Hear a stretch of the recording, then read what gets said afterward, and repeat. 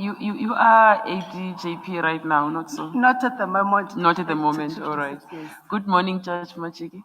Good morning, Chief Justice. Good How are morning, you? Commissioners. Under the circumstances, I am fine. All right. Thank I you. see a smile, so you can't be doing That's that my poorly. trademark. All right. Okay, then let's start. Perhaps I should, well, I'll have to make this declaration in respect of all three of you that I've known you for a long, not just known you, I actually have a relationship with you. You are one of my young sisters in the judiciary, but that will not sway things in your favor in the least, I know, Chief Judge Justice. Majiki. You hold 3 academic qualifications, a BProc from the University of Transkei, a certificate in conflict management from the Electoral Institute of South Africa. Is there such an institution? No, that's a short course, Chief Justice. All right, but a course nonetheless. Yes. And an LLM from UNISA. Yes, Chief Justice. You come from the sidebar. You were an attorney between 1993 and 2013. Yes. When you that's all I've ever done. That's all you've, well, not really. You have taught law at the Eastern Cape Technikon, among other things. Oh yes. You've forgotten. What course did you teach there? Administrative law. Administrative law, Chief Justice. All right, and your CV is interspersed with the position of counselor in, I count 3 institutions. You were a part-time counselor at the Butterworth Transitional Local Council, then at Amatole District Municipality, and then you were a part-time counselor, a member of disciplinary committee of the Cape Law Society, not so? Yes, Chief Justice. I actually served, I think, for about 3 terms Amatole. And I was I chaired Human Resources Committee in Butterworth. Amatole, I served in committees, tender, and I'm not sure of which one. Then in the Law Society, I was in the disciplinary committee, yes, Chief Justice. All right. So you started out at Sangoni Incorporated as a candidate attorney, and then made your way up until you worked at a few other firms, until you started your own partnership at Majiki and Vuba Attorneys, where you were a director. Actually, I started as a sole proprietor in 1997. And then I was joined by Mr. Vuba a few years later. All right. Then when I left, it was Majiki and Vuba Attorneys. Okay. So that's 10 years as an attorney, and the other things we've 17. Sorry, what's wrong with my arithmetic? It's a Monday. Yes. And you were appointed as a judge you started acting in 2008 already. Yes, you acted between 2008 and 2012 intermittently. Yes. Until your permanent appointment in 2015. Yes. But by then you had acted for a really long time. Except that I think there was a gap of about a year or so in between 2009 and 2012. There was just something that happened. Then Judge President Somialo said he will give me a break so that dust could settle in that regard. All right. Recall me. All right. And you were a member of the Electoral Committee between 2011 and 2013. Is that at the Electoral Commission? No, I was a mediator, so Oh, we it's something were else. trained for elections in 1994. Then I think for 2 or 3 elections thereafter, I was serving. Oh, I see. Yes. Okay. You were appointed to the Mthatha seat of the Eastern Cape Division. Actually, I was first appointed to the Electoral Court Oh, under the late Justice Bam. No. Tiane. Tiane, man. Tiane, yes. All right. Well, that doesn't appear in your CV. You didn't mention It that. should appear. It should appear. We have Office of the Chief Justice, member of this is the Electoral Committee should be. Electoral you didn't check your papers. Commission. Yeah. It should be Electoral Commission. That's an error. I apologize, Chief Justice. All right. And then from there, you were stationed in Umtata. I was stationed in Tata, yes. But you've also acted in the North Gauteng High Court. Yes, I acted. There was an exchange. A judge from there needed to come and do a case here. So it was just a week, but a very enriching week. Was that in Pretoria? It was in Pretoria, yes. Right. And you mentioned that you've also had a stint in the leadership position, acting as a deputy judge president in 2024. When I completed the form, it was just that, but I've acted for 2 more times, a term in Mthatha, would it be a term? And then half a term in Port Elizabeth. Where you are applying to. Yes, Chief Justice. Okay. So another term in Umthatha and half a term in Gqeberha. Yeah, I think it was a term. I think it was a term in Mthatha, but if I'm mistaken, it could have been half a term. All right. How many judgments would you say you've penned during your judicial career? Chief Justice, I had an occasion to calculate only the manually archived ones, and that gave me a count of about 180. But my registrar has a system that when we deliver a judgment, she files it in manually in her office. But not every judgment goes in there. But those I counted about 180. All right. And do you have any reported judgments?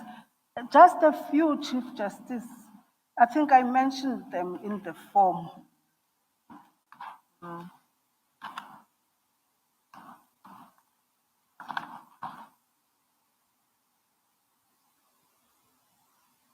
No, it's fine. Okay. We have your form.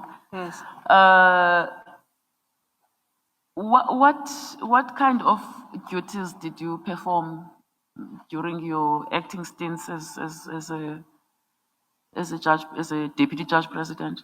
Would that be both in Mthatha and Yeah. Port Elizabeth? Okay. When I started, Unless you did different things in the different well, seats.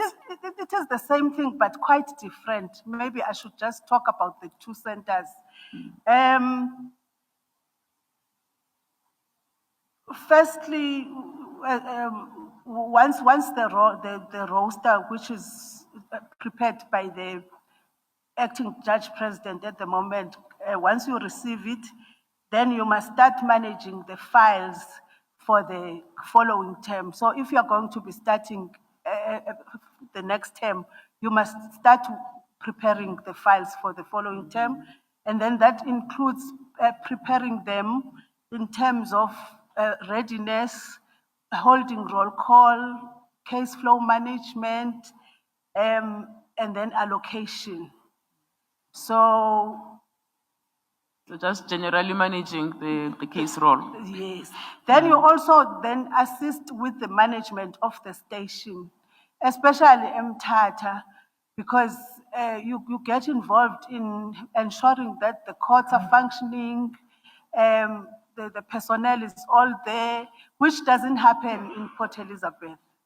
In Port Elizabeth, the systems are in place, so it's very rare that you have to be involved in the actual oversight of the systems. So even the case flow management in Port Elizabeth, you get the files, but the kind of people that you deal with in terms of case flow management, even SC would come in a case flow management meeting. So after that meeting, there's really nothing else that a trial judge would need to do other than to determine issues if it goes for trial, but which doesn't really, not many files go. I think case flow management is very effective in PE. I was even saying to myself that maybe it's what we call save the best until the last, because PE and Grahamstown, I'm sure you would have heard from the previous interviews, were the last to embrace case flow Case management. flow management, yes. Yes, but I think when they did, it's really working wonders. So your case flow meeting in Port Elizabeth will culminate in a court order, will culminate in a meeting that really elucidated all the issues, and you know exactly in the next meeting what you need to be addressing. Then they will tell you that in this matter, we need a stand down because this is how far we are with the opponents in terms of making sure that the matter gets settled. So matters do get settled during the case flow process quicker in Port Elizabeth than it happens in Mthatha. I just thought that maybe I should share in PE, even the problems that the road accident fund, that we know, shortage of staff and all the problems that they have. But the ladies there are about 4 of them. If I remember their names, I think they do deserve my credit. Miss Phillips, Miss Janges, Miss Naidu, and Miss Swartz. They managed the entire RAF role, and case flow will be before different judges, and they run around in that court. And by the time they come to you, they would come to me last because judges would be rushing to court. They have control of everything. They know what's happening in which file. They've already engaged with the attorneys. I was even thinking that maybe the RAF should just do an exchange program and see how things are done at Gqeberha, because it's really working wonders, the case flow management Yabo, in managing the RAF matters. And then the few that get to the role, they are really matters that are worth of adjudication. Well, in defense of Gqeberha and Makhanda, they said they resisted case flow management because they don't believe in fixing what's not broken. Things have always worked well in those 2 courts for some reason. I'm not attacking them, Chief Justice, other than to say when they did, they even outdo what we have been doing in other centers. How do those 2 seats manage to be organized? And Mthatha is in. Well, we have a problem. Is in shambles. Let me use the word shambles. We do have a problem with volumes, Mthatha. That is the first problem. But the second problem, I think also, I don't think the level of commitment, even from the practitioners' side, is the same. As I tell you that you will have an SC in the case flow management at Gqeberha, which you would not get in Mthatha. Mthatha, you will meet with a candidate attorney who hardly knows what the issues are. It's just to mark present. So I think it also talks to the level of commitment in what needs to be achieved during those processes. But the volumes also are an issue, and then the files are getting lost. There's just a lot of problems. But with the case court online, we are hoping that things are going to improve. There'll be no more lost court files. Yes, Chief Justice. Yeah, that's worrisome. I did visit Mthatha not so long ago, and you were there. You know, the reports one was getting where it just did not inspire confidence at all. I do hope that things are improving as one is told. Well, that's your division. You practiced there. You became a judge there. You've acted as a judge, as a deputy judge president there. So you should know what challenges there are, what needs to be improved. Would you and what the plan, the vision for improving things there is. Yes, I do. What vision do you have that would supplement what the judge president what and we've the just- AJP Yes, I are wanted to doing? start there that obviously my role would be to support the judge president and currently the acting deputy judge president for us to service the 7.2 million population in the Eastern Cape. Um, I had a look at the statistics in Port Elizabeth. And I was happy that in performance, we are above 20% above the target. We have achieved finalization of 84%, but there's still a struggle regarding backlog. We did not achieve the target by 8%. So I thought that maybe we should have a discussion with the acting judge president on how we can manage and give preference to those matters that still show as backlog in our report. But I would understand that those matters would be matters that have issues. As I've already alluded, that the flow of work in Port Elizabeth is really encouraging, and we are getting matters finalized even without getting to court.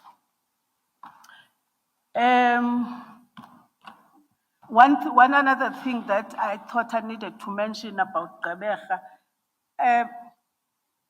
in the motion court roll, you will find only one default judgment matter, whereas Mthatha, we've even had to have a separate default judgment court because of the capacity. In most matters come from the state attorney's office. So the personnel there, they are not coping at all. And I wanted to know the numbers of attorneys firms in Mthatha, but I couldn't get to it. But there are a lot of firms. So those firms wanting to take default judgments that are attended by about 4 or 5 people in the state attorney's office. So every day, on a Monday, on a Wednesday, you have no less than 50 matters in your default judgment roll. And then on Friday, we've limited it to 25. So basically, if we did not cap it, you would get 100 matters and more for default judgment. And what happens in that default judgment court, you find that there's not much that has happened. When you go through the file, you will see that it's a question of allocation. That someone was served at the office, then it has not reached the state attorney's office, then they're trying to talk on the day. So I thought that perhaps from Mthatha, if we can just try and emulate what the state attorney's office RAF component in PE is doing, there could be improvement in Mthatha as well. So in that regard, I did not think that there's anything that we would need to do for Gqeberha. So I've already alluded to the fact that our case flow management is in stages. It would be certification for trial readiness, and that also, even at that stage, it involves practitioners. Then there's roll call stage, which would certify it for readiness for trial. And what happens is that when there are discussions going on, they will ask for a stand down for a week, for another week, until the matter gets settled, that doesn't require a separate role, which we have MTAT. MTAT will have a separate role for settlement, for settling matters. So there's a settlement role that also has about 100 matters in a week. It sits on Thursdays. So I think we have to be very strong on case flow management in order to ensure that we are improving things, both especially from Tata Court and perhaps in PE, just to make sure that standards are not going down. There's also case flow management for opposed matters in Port Elizabeth. So as DJP, you will look at the opposed files for the next week. You trash with practitioners. You trash out all the issues that could come up. Perhaps that could be hindering the proceeding of that opposed role. And then by the time you hand over the files to the opposed court judge, which you do a week before, those files, that judge doesn't need to struggle about issues that are not okay in the file. Chief Justice, as I said, we are struggling with numbers. I know there are no easy solutions. We are not going to get more judges tomorrow. But I thought that perhaps, especially for the role in Port Elizabeth is not that high, but it's in the range of 80 and 100. But whatever we implement elsewhere, perhaps would have to cut across the province. I still think that we need 2 judges for the motion court, not the unopposed. I like what I saw in Pretoria when I was there, that you will have a judge who concentrates on opposed role. Then that judge can spread the opposed role over that week. You can handle matters on a Monday, Tuesday, Wednesday, and then maybe you ease down towards the end of the week. So that would take away the volume from the duty judge. Currently, our system is that a duty judge will be handling those unopposed files, motion court files, which MTAT range between anything between 120 to 150, and it's handled on a Tuesday. And then there will be opposed, which has 4 matters, and then there will be urgent court. And now with we have that joint practice rule that allows matters to go into the urgent court role without a certification by a judge, because if it's going to be heard on a Tuesday. So I know one judge had 13 matters over and above 150 matters of the roll. And before you can say those matters are not urgent, you would have had to read those files. So I said it's unopposed, opposed, urgent, and bail appeals on a Friday. So even if we don't get extra judges, but if we can restructure so that the duty judge is not overburdened and overworked. So that's what I would propose to assist in that. If restructuring could help, why has it not been done? Chief Justice, I am not sure, because at a certain stage we did have 2 judges. But what was a problem was that those judges would divide everything. And then there was an issue that in Court A, I could be granting an order which the judge in Court B is not granting on the same day. So the one judge was taken away, so that there's only one judge at least who makes judgment, who makes orders in the unopposed court in a day. So if we could still have that second judge back, but perhaps focus on opposed matters and urgent, other than having one person doing that. And that talks to the time that we take now to produce judgments. Because if you have to write judgments in the opposed court, some urgent applications would require that you write judgments. Then you come out of the urgent court week finished because of the workload. Have you had this conversation as a division? We've had this conversation at least Mthatha, we've had this conversation, and there's no opposition as such, but I don't know why it hasn't happened. But we've spoken about it, and all of us are of the view that that would assist. And in the meantime, backlogs accumulate. Yes, yes. I'm sorry I interrupted you. Had you finished with your vision? Okay. So, there's another thing. I don't know if that is within us as judges, but I find it strange that a court manager, the way that it is structured, that a court manager would not be able to give me an answer when I ask why I don't have a stenographer in court. The organogram does not allow the court manager, who is supposed to oversee the functioning of the entire court, to be able to give us answers and resolve the problems that we have on a particular day. So anything that's got to do with the registrars, the court staff, that they have a different line of reporting. For instance, in our case, Mthatha, in fact, I think even Gqeberha, but at Gqeberha, as I said, you would not have that kind of an issue. But you either speak to the registrar or the registrar, or you get an answer from the DCO in East London. So if you're sitting with a problem now, and the court manager is here, he will tell you that my hands are tied.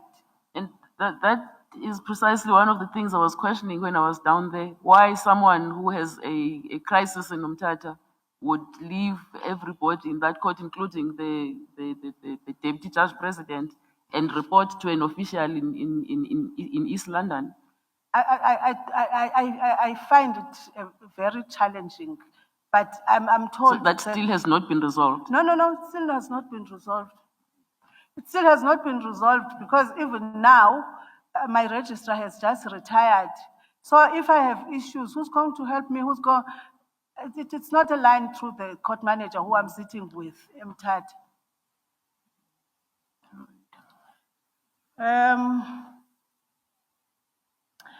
So I also thought that perhaps one of the things that can assist us with backlogs would be implementation of mediation.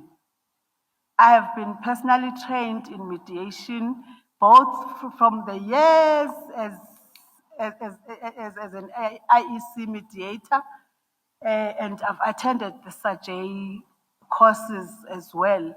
So I think between me and the AJP, it's something that we can quickly work on and work on directives, and perhaps we start implementing mediation. And Court Online, we have started Court Online, and I've been chairing the committee, the ICT committee. The draft directives have been sent to the Office of the Chief Justice for approval and publication. But I have to mention, Chief Justice, that there is a view from, okay, maybe I shouldn't say from where. There is a view that implementing Court Online is premature before the rules are amended. Yeah, we did receive the file expressing all the views. But I hold a different view, Chief Justice. I hold a different view because I think in terms of Section 84B of the Superior Court Act, read with the Section 173 of the Constitution, we are authorized to regulate our affairs. I don't know what the problem is with the rules, but I know even from the time of COVID, the Rules Board has not been able to have rules that can allow us to operate in the manner that things are dictated from COVID times. So if we were to put everything on hold with the hope that the Rules Board will wake up tomorrow with a rule that can allow us to implement Court Online, I think there's just something that is not But Court Online is not a new phenomenon in this judiciary. Gauteng has been on that road for a while. Has the Eastern Cape sought guidance from the divisions that are actually practicing? We've had that discussion, Chief Justice. Why can't it help you? When we say to colleagues, there was a pilot project. The pilot project was seen to be working. Cotton line has been operated elsewhere. Why would it be a problem for Eastern Cape? If there's anyone who feels we shouldn't be doing it, then they can take us to court and then we get a judgment. But we can't stall because we think that Rule 62 is a hindrance. Papers have to be in the A4 form. And then there's inconsistency there. We can't find each other, Chief Justice.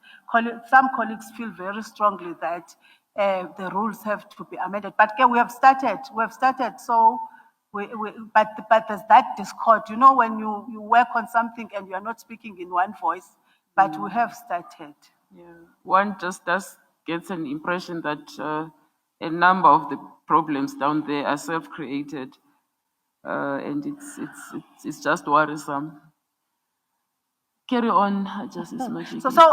But my final word as a person in the issue, if I'm appointed as DJP, we will be going through and implement, we'll proceed and implement Cotton line. Then if there's a colleague for some reason that is not happy, then we will deal with that problem at that stage. And my answer would be, if anyone feels that we are working against the rules, then they can litigate. Then we can deal with it at that level. Yeah. But we will continue engaging colleagues because at the end of the day, we must speak in one voice. I will also be assisting the acting judge president at the moment to draw a program for the committee because we don't have to really deal with the issue of the implementation only.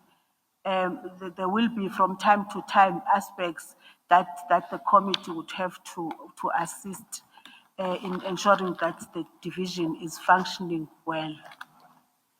I had an advantage of being trained in cybercrime by Sajay. So I think that training will also come in handy as we are digitalizing the court. And then there is the sexual harassment policy that was adopted on the 9th of August this year. Section, now I'm talking about sections. Clause 14 therein indicts us to conduct training and general awareness about the policy, and judges themselves have to attend a compulsory course online. But we were told that the training manual is still in the process of getting a company to procure the services of a service provider in that regard. So I am committing myself, Chief Justice, that I will make sure that that policy is known, that policy is understood, that policy people see why we must find value in it. We are in the process now. I think the AJP has received a few proposals in the policy, so we will be finalizing that. And I am hoping that the policy will assist us in terms of, for lack of a better word, but the word that comes to mind would be rebrand, but I'm not sure if it's the right word to use. But I think for the first time, we are going to be communicating that we know what to do when things like this happen. We have a document that guides us. We have a document that we are embracing, that we are going to abide by. And that can help us then with dealing with all the issues of prejudices from backgrounds. Other people are more conservative than others, but at least we will have a line or a board where we spring from, all of us, with the existence of the policy. Chief Justice, this one is a personal experience. I do believe that we must be talking about a wellness program for judges. I've had an experience of having to deal with marathon criminal trials from December 2023. Very, very bad trials. One was the one that involved a woman who was buried in the bathtub. Again, in a few months, I dealt with one where in the surrounding areas, Espangweni, a girlfriend was cut into pieces. This is in the space of 6 months. After that, I dealt with another one where the person was targeting young children and was charged. I think there were 34 counts there, and he was convicted. But after that, having heard the women crying, I've had to organize a social worker to sit with them. I didn't know if it was right, but we just could not proceed. A social worker to sit with them as they were testifying, tap them in the shoulder to ensure that at least they are able to speak. They would be crying, and then the last one, in a space of less than 2 years, in fact, from December 2023, this is all that, 2023, this is what I've been dealing with. Then there was another one where the accused killed friends and packed their bodies, 7 of them. Then after that, my back was, I didn't know that back has something to do with stress and things like that. So I thought that maybe I was tired, and AJP said you should not have continued throughout, maybe you should have taken a break, because I was really, really finished, and so I had to deal with that problem. So I thought maybe if we can speak maybe with PAMED at the end of the term, they organize a debriefing session for us, and perhaps for more serious cases like what I experienced, then they recommend what I need to do. I didn't do anything, I recovered on my own, but I don't think we have to go through that, Chief Justice. On transformation,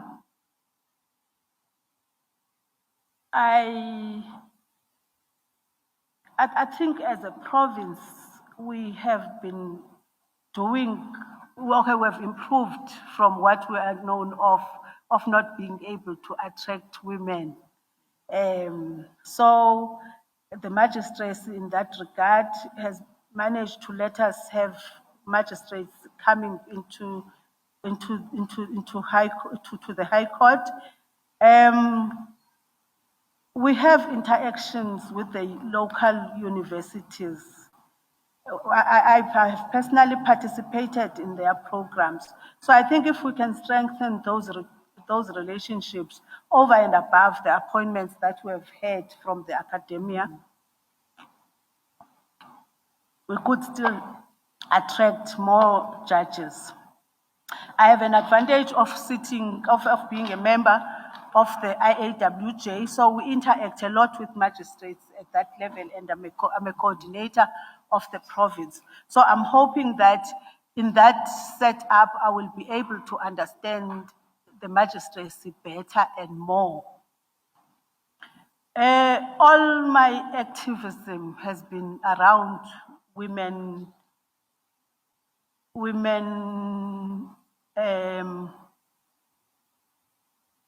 emancipation.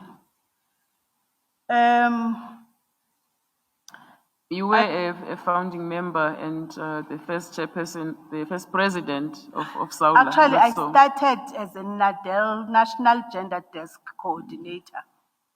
And then we started SAULA, and we started SAULA because we wanted to make sure that there is a platform that focuses on women so that we can bridge the gap. knowing that there are many women at the level of university, but when we get to the practice, we don't know where they dissipate to. You will not find them in practice even more in the higher echelons of the bench. So we thought that we needed to do something. And central to that problem was the fact that we're not getting work that would make us stay in practice. So those few women that managed to stay in practice, they really had to endure hardship. So it is my personal mission that if there is a woman who makes it to appear before me, even if it's their first experience, they should never get out of my court saying, I don't want to come back to court again. Even the worst situation, we do get people who can see that they're really struggling. But I make it my personal mission that I will correct, I will guide, but that person must still look forward to wake up and come back and stay in practice. So during our days in Saula, we managed to train 28 candidate attorneys that were founded. We had a partnership with the Department of Justice. So it funded candidate attorneys. They were placed in women-owned firms. So that woman director would not have to pay the candidate attorney. So you get the principal to get a candidate attorney to work for them, and you get a candidate attorney to be trained for free. So it was benefiting both women in that law firm. But unfortunately, I wouldn't say after I left, but it didn't continue. And I'm told that there are talks about reviving that program. I think also the fact that we lost Mamu Project Mabandla as a minister also affected the programs of Saula because she was very committed. Actually, when we first approached her with the idea, she said, no, I'm not listening to Nadel women. I want to talk to general body of women. So that's how the idea of Saula was born. So we had to bring in everyone from BLA, from AFT, then we had a steering committee until Saula was launched. So it's an area that I have passion for. Even at Gqeberha, I see a lot of women there who are advocates.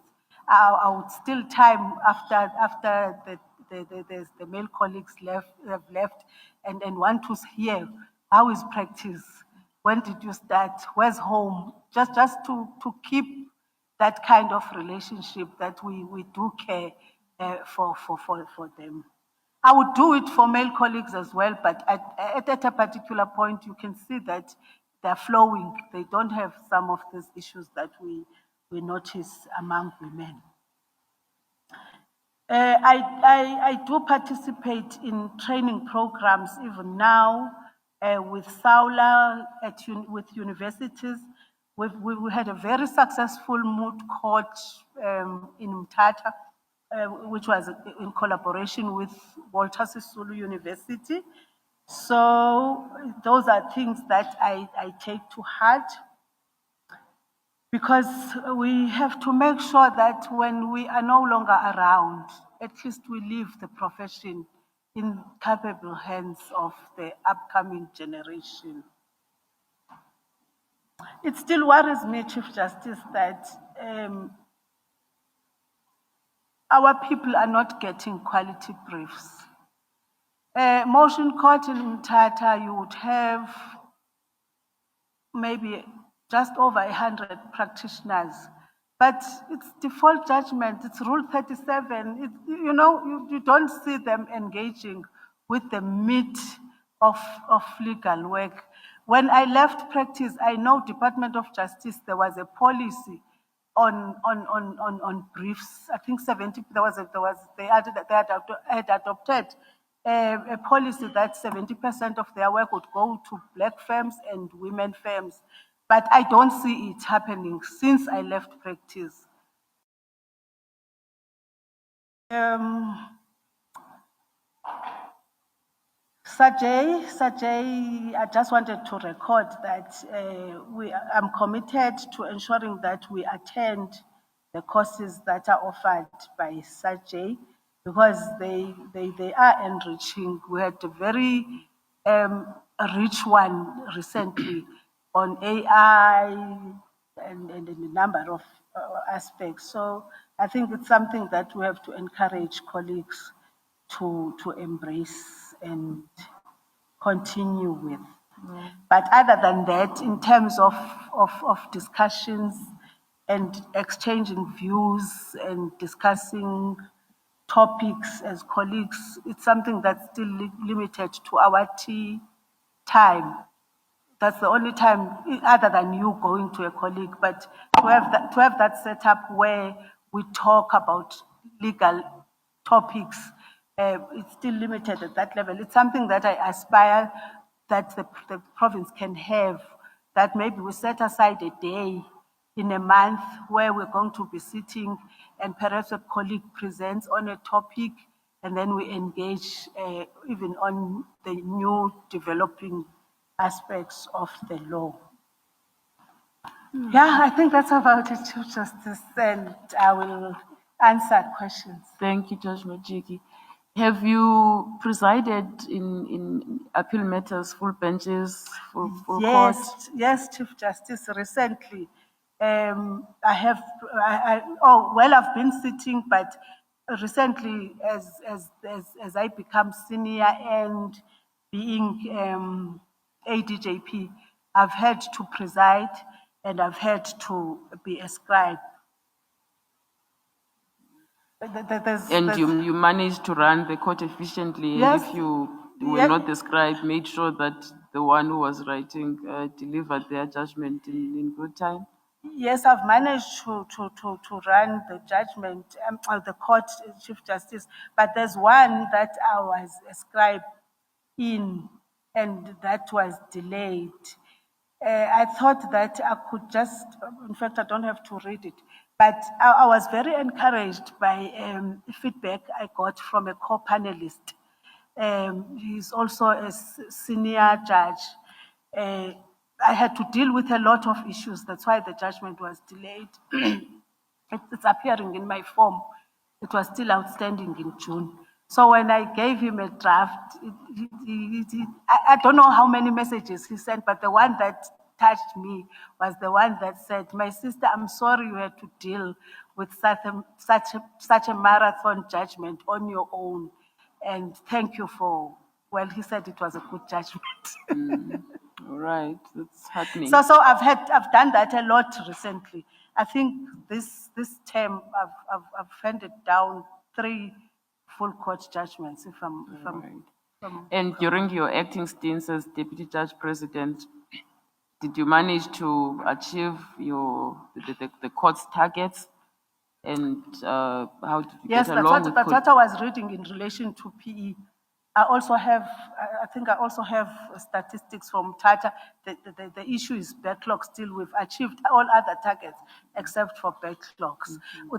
Then there's a system in Gqeberha that I think also can assist. I know there is case flow management meetings with the DPP in Tata, but I think the PE one is more intense because we sit on a Thursday, we look through everything that is in the roll and we discuss each and every case.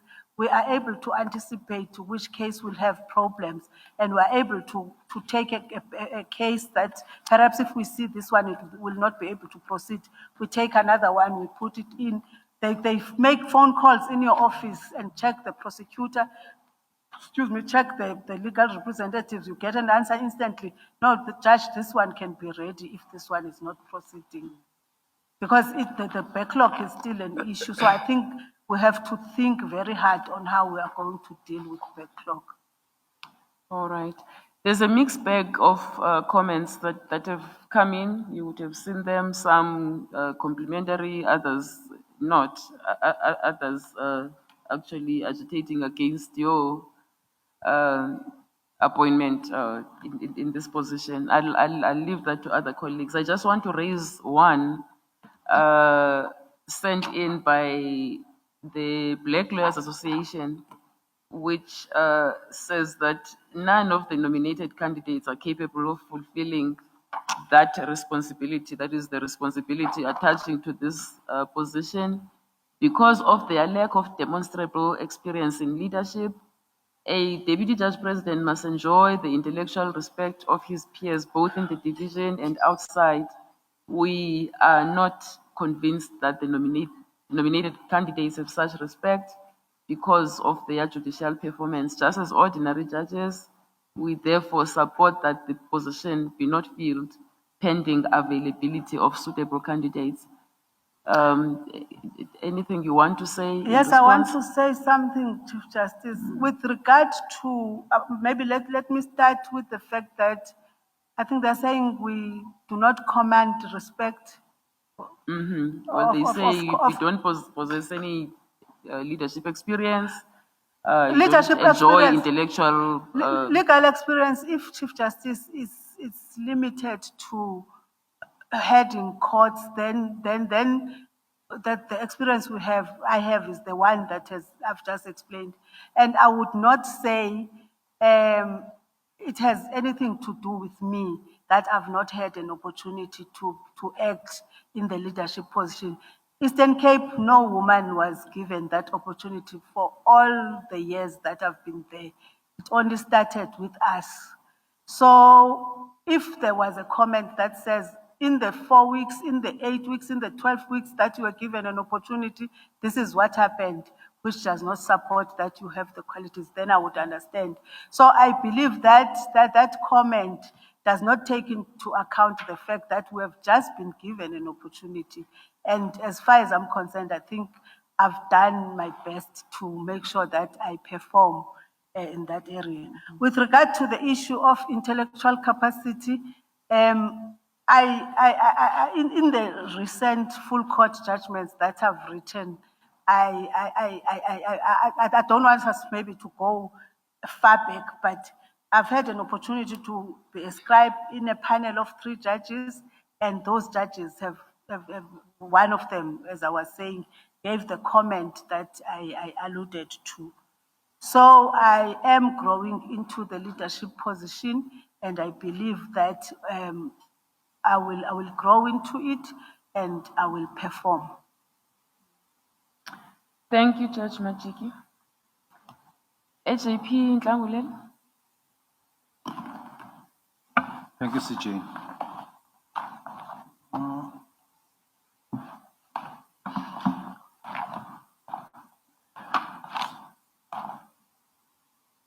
Let me ask you about mediation, sexual harassment policy. JP, may I ask you to please pull the mic towards you? Just hold it close to you. The acoustics are bad in here. Thank you, CJ. May I refer you to mediation, 1, 2, sexual harassment policy, 3, court online program, and ask you the question whether on these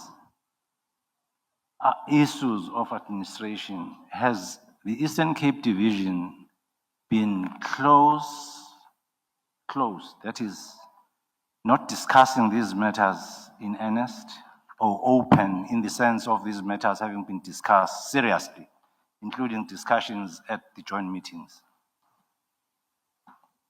Can I answer, AJP? Yes. Okay. Yes, we have been open about these issues, Chief Justice and Commissioners. Maybe there's something that I did not mention when I was talking about court online. Most of us knew nothing about it until we got the training. We are very grateful to Gauteng and the current DCJ now, because he would come down and train us. And every judge was enthusiastic, at least when we attended those courses. Unfortunately, the comments that I referred to, those judges were not present in the training. So I even I even made an input that when we implement court online, we should not, as judges, enter at the level of case lines, because case lines, it's like everything is prepared at that level, and then we come in at the level of dealing with the papers that have already been filed, certified, and so on. I would like to be engaged even at that stage because of the experience that we've had. So if a judge is able to see why a matter that is uploaded in May 2025, why does it have a date before a matter that was uploaded in January 2024? Those are the things I would like to be able to follow at that level. So I'm saying, in short, AJP, we've had those discussions in the webinar, in the joint meetings. Sexual harassment policy, we've discussed about it, even in the recent joint meeting. And colleagues are expected to be giving full AJP comments on the policy. Mediation as well, AJP has communicated with us that there is a mandate that we must implement mediation, and there are judges who have been trained on it, and there are judges who are ready to engage with mediation. I will repeat a question with regard to court online only. Is it being implemented in the Eastern Cape division or not? Yes, it is implemented. And I understand that you are a leader of the committee, Yes. which sees into the implementation of this program. Yes, AJP.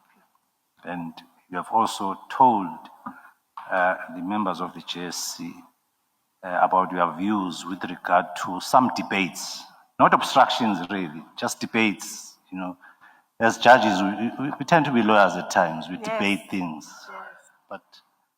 But I wanted to put it to you that that does not amount to obstruction or prevention of implementation of court online.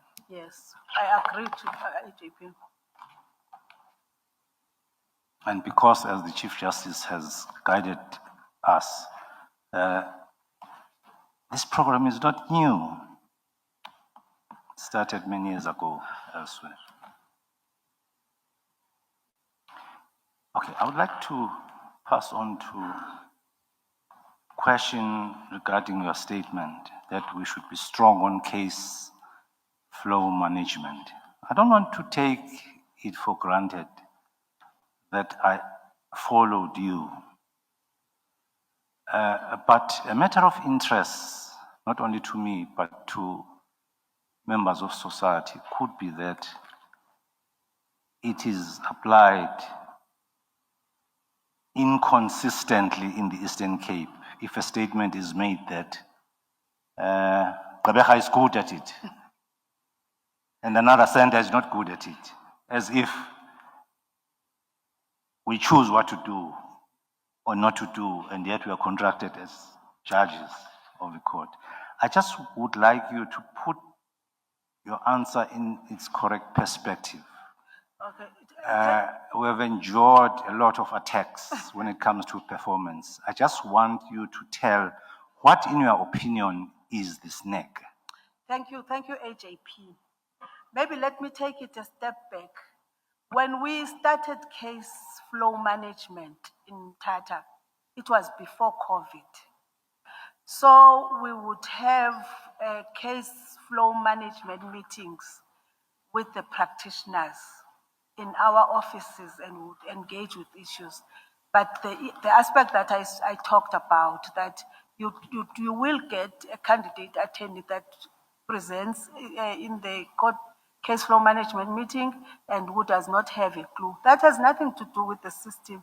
The system is the same as it is in Port Elizabeth, but the response from the practitioner's side and the users of the court is not the same. So that's why you find that it is working perfectly well elsewhere. it is lacking at a particular area. Then came COVID. We no longer have those meetings in Tata. The roll call and the certification happens in chambers without the practitioners, and the roll call happens in court on a Friday. So the results that you are getting, even though the system is not the same, is the same, is different. Because as I was saying in Gqeberha, you have the person who's going to be presenting the case in court, who understands everything about the case, who is able to guide you as the facilitator of the meeting on the key issues that in the case.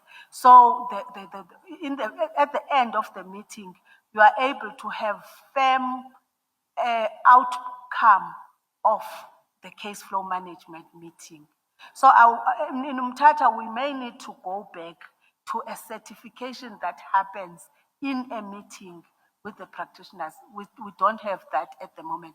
But I know AJP has said to us we must go back to that, so that all the cases that have to be case flow managed, it happens in the original manner, as it was at the inception of case flow management. But it has nothing to do with the system, it has nothing to do with us, it has everything to do with the quality of the participants in the meeting. At the outset, the Chief Justice alluded to certain criteria that were brought up in the memo by the JP. I'm sure that you did take a look at that. Are you aware of them? Are you aware of the criteria that the JP has set out in his memorandum by way of assisting the discussions in these interviews? Are you aware of it? The memo. Okay, don't worry. Let me rephrase my question. These particular issues, one, I'll list them. Professional standing is something that would require to be interrogated in these interviews concerning ECD. Leadership qualities, capacity for full court work, experience, judgment delivery.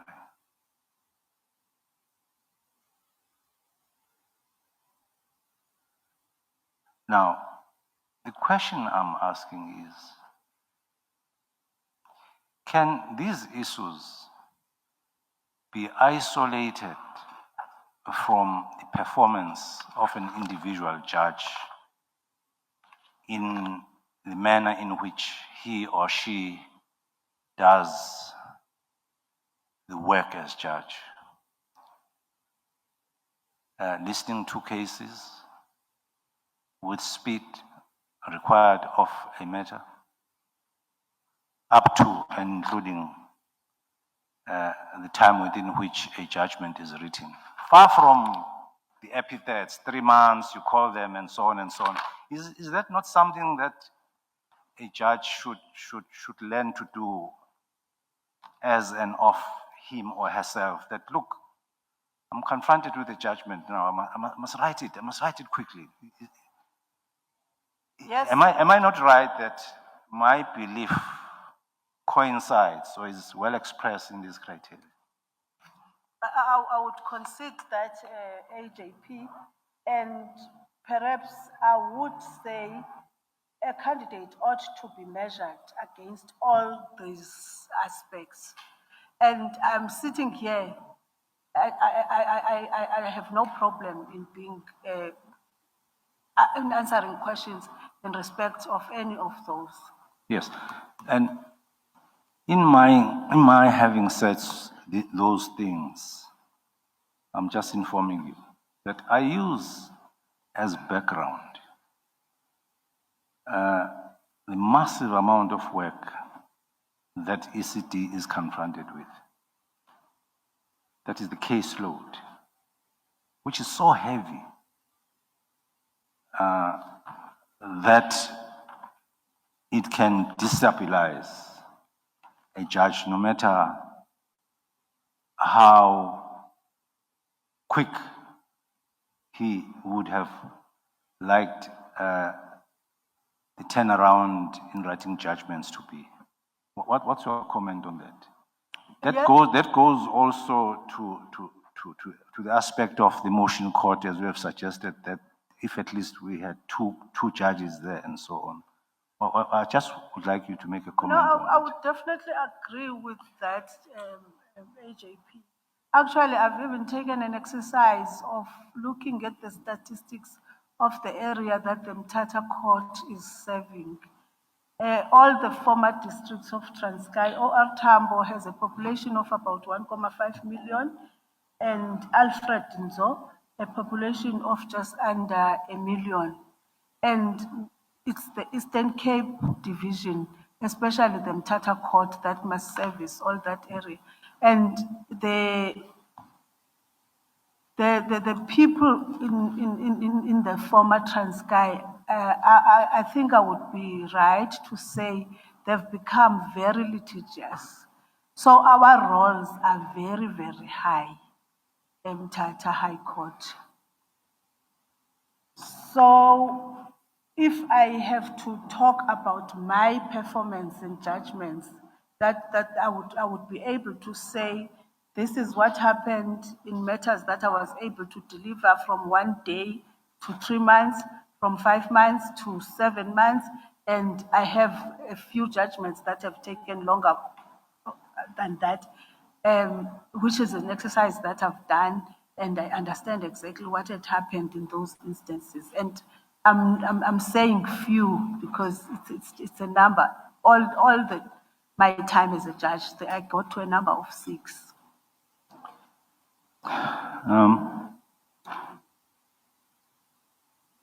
Let me take you through a short exercise that I felt necessary to undertake before you make a comment. Given that the overload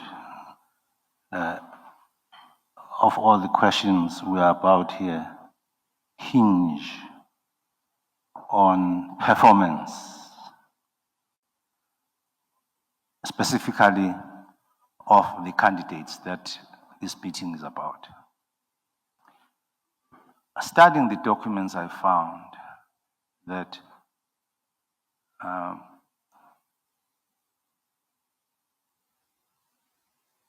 the 3 judges that we have, I would be general, and I would not create boundary lines here, because you are a manager. If you are a manager, you need to understand about everything, not just about what you do or you don't do. You have about 9, 10 years of experience as judge. Other judges have got more years. Without mentioning the names, I will say it's about 13 years, and the last about 15 years or 16 years, something like that. And you appear as... Would it not be 10 to 11 years for me? Yes, that's fine. 10, 11, okay, fine.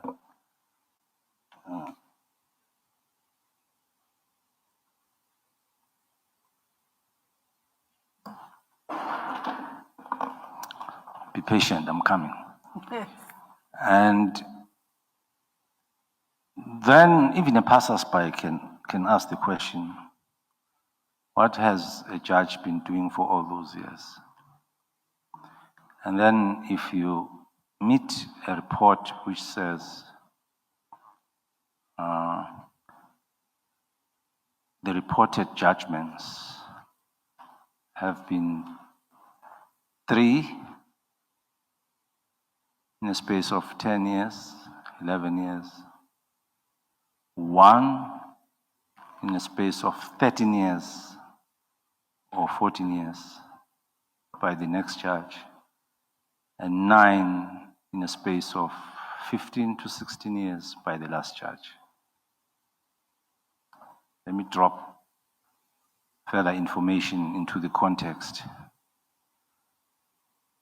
8 judgments by the first judge were appealed, second judge. 9 judgments were appealed, and the third judge, 8 judgments were appealed. Then the information provided being that judgments overturned were 673. 673. 6 out of 8, 7 out of 9, and 3 out of 8. So that gives us a reduced number of judgments that would attract attention by a person who passes by the court. And it is around these issues that the PLA, for instance, is saying that we don't support these 3 candidates in the manner they have stated it in the document. And that's the general theme by the objectors. Let us talk about this. One of the reasons I said we must come here is that we should engage because we have the presence in the Eastern Cape so that we have a future. And the assessment of the good work that we do or the bad work that we do must be made, and we must be brutally honest when we interrogate those matters. What is your overall impression? When it comes to the numbers that I've given to you, if in case you did not follow closely, please repeat. I'll tell. No, I'm writing. Yeah. I'm writing. What's your comment on this? Maybe let me start with the appeals.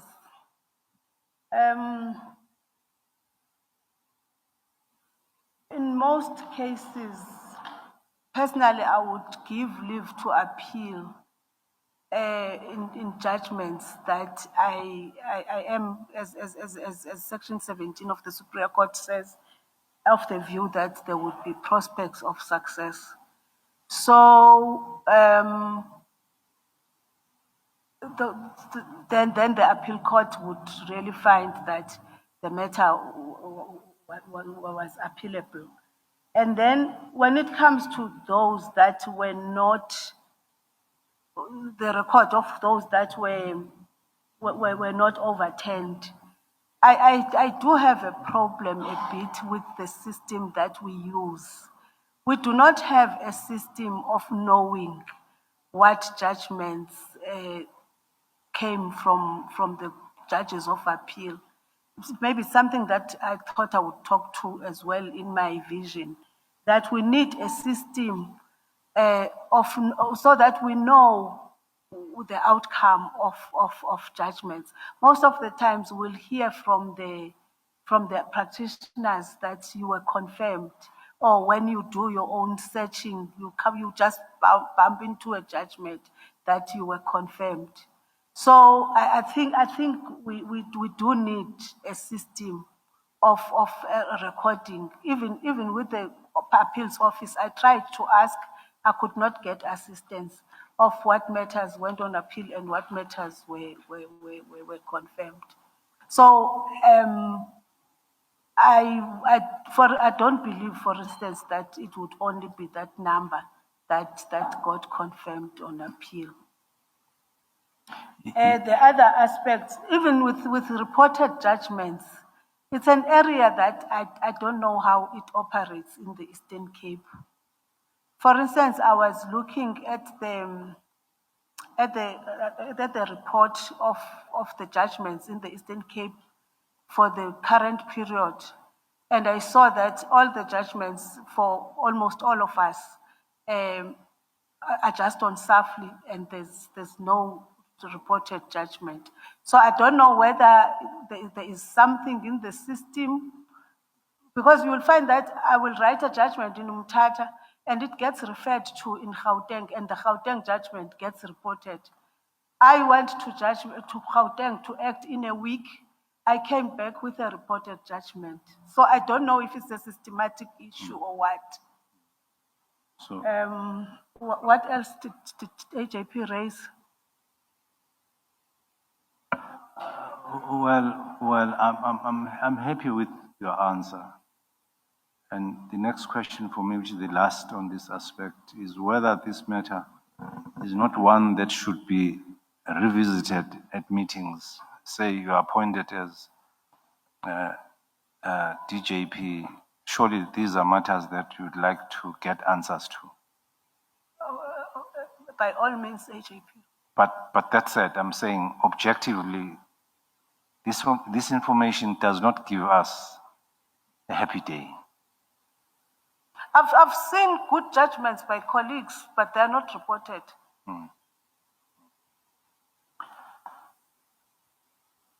Okay, thank you.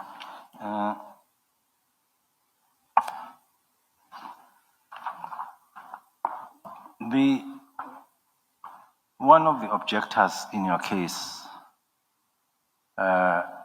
speaks to the period of time it took for, I think, 4 or 5 judgments to be written.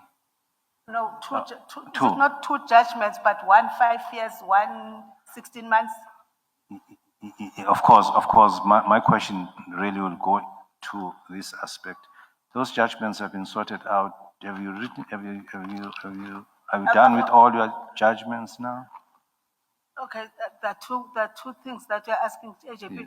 You're asking me you're asking if I've dealt with the objection, or you're asking about my current position? Okay, let's start with your objections. Have you dealt with them? How did you handle them? I'll tell you why. It's because some of them I met them for the first time, and I thought that I should give you an opportunity to make a comment to that.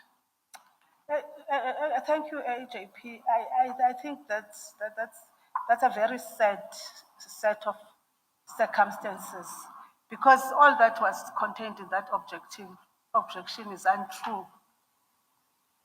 The first matter, which is the matter that I was alleged to have kept judgment for 5 years, indeed that matter was argued in 2014.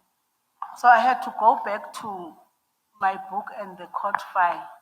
I realized that there were still live issues after argument, and parties were to and fro discussing these issues. I even had a case flow management meeting, which I did not even remember, but I see it's my handwriting. On the 15th of August in 2018, there was a meeting trying to resolve those issues. There's a letter that actually helped me from the plaintiff's attorney, Zilwa attorneys. He sets out exactly what happened in that matter. The delay had nothing to do with me. I could not continue with the judgment because they could not find each other on the issues that transpired after argument of the matter. So what I have reflected in the judgment as 2018 is the correct state of affairs. But what troubled me more in that objection is the fact that the complainant says, I heard attorneys talking about this judge. Is this a serious judge who will keep a judgment for 5 years? And perhaps I would have been entitled to further particulars. What if I had not found the file in the archives of Mthatha Court? How would I have responded? This person is not a litigant in the matter, is not a practitioner.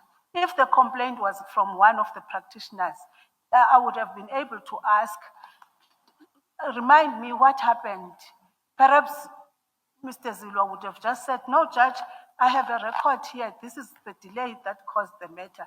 We tried to sort it out with your assistance. We're not getting headway because of a particular of the opponent.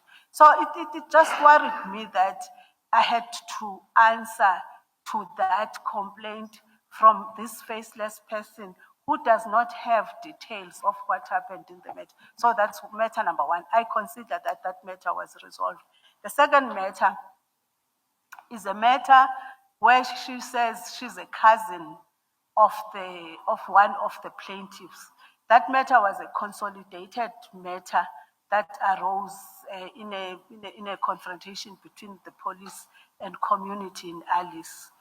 So it proceeded over a long period of time, and then at the stage when evidence was finalized, legal representative was supposed to furnish heads of argument. I had thought that those heads of argument, there was a delay on our side. Hence, in my paragraph 2 of the judgment, I explained why there was a delay. So this person attacks me and says, I don't believe what this judge has written. On what basis, I do not know. So when we go back with my retired registrar, she had to be recalled. She went back through the emails. Actually, the heads of argument came in June. Then in that June, they were served in Bisho High Court. This was a Bisho matter and was sitting in Mthatha. So she was also not there at the time. She was on leave. So when she came back, I don't remember, I don't know whether she was just making a follow-up or she had been contacted. So she made a follow-up and learned that the heads of argument had been dropped at Bisho in June. So they reached us in October. But instead of us saying October 2022, we said October 2021 in the record, in the judgment. So hence I thought the judgment had that delay. But the true facts now, when we go back, it was actually a 2022 matter. The matter was finalized in 2022 and judgment was delivered early 2023. So I consider. Yeah, carry on. So I consider that matter as well as resolved. May I just interpose, AJP? I just wanted to find out how it is that a process would be served in another seat and take months to get to you. Don't you have systems to track things? It was a Bisho matter, Chief Justice. So when they filed the heads of argument, they filed in the court where the matter belongs. But I think there was a breakdown because my registrar was on leave for her to get them in 3 months, served in June, and she made a follow-up July, August, September, October, 4 months later when she came back from leave. Is that breakdown I'm querying that worries me? It is worrisome, CJ. But don't you have a system in your own chambers to keep track of the matters that you hear in the other seats of the division? A system in my chambers would start when I have everything in the file. Maybe it's something that we have to look at, that even if there's a delay in the filing of heads of argument, then I should initiate the process and probe why the heads of argument are delayed. But so far, I will have a system from the date the matter is reserved. So the date the matter is reserved is when it is argued. If it's heads of argument, it's the date when the heads of argument reach me. Well, I'm speaking on the assumption that it's standard practice that, for example, with heads of argument, there will be a deadline. They must be filed by such and such a date. So in my chambers, my secretary, my registrar, has an obligation to check with the front office to see if, because we know from bad experience that things go missing in the front office, in the front offices. So the chamber has a responsibility to check if something has not come in and not leave it to the front office to send things to the judge. I think it would have been the case if she was there. Hence, upon her coming back from leave, she was able to make the follow-up.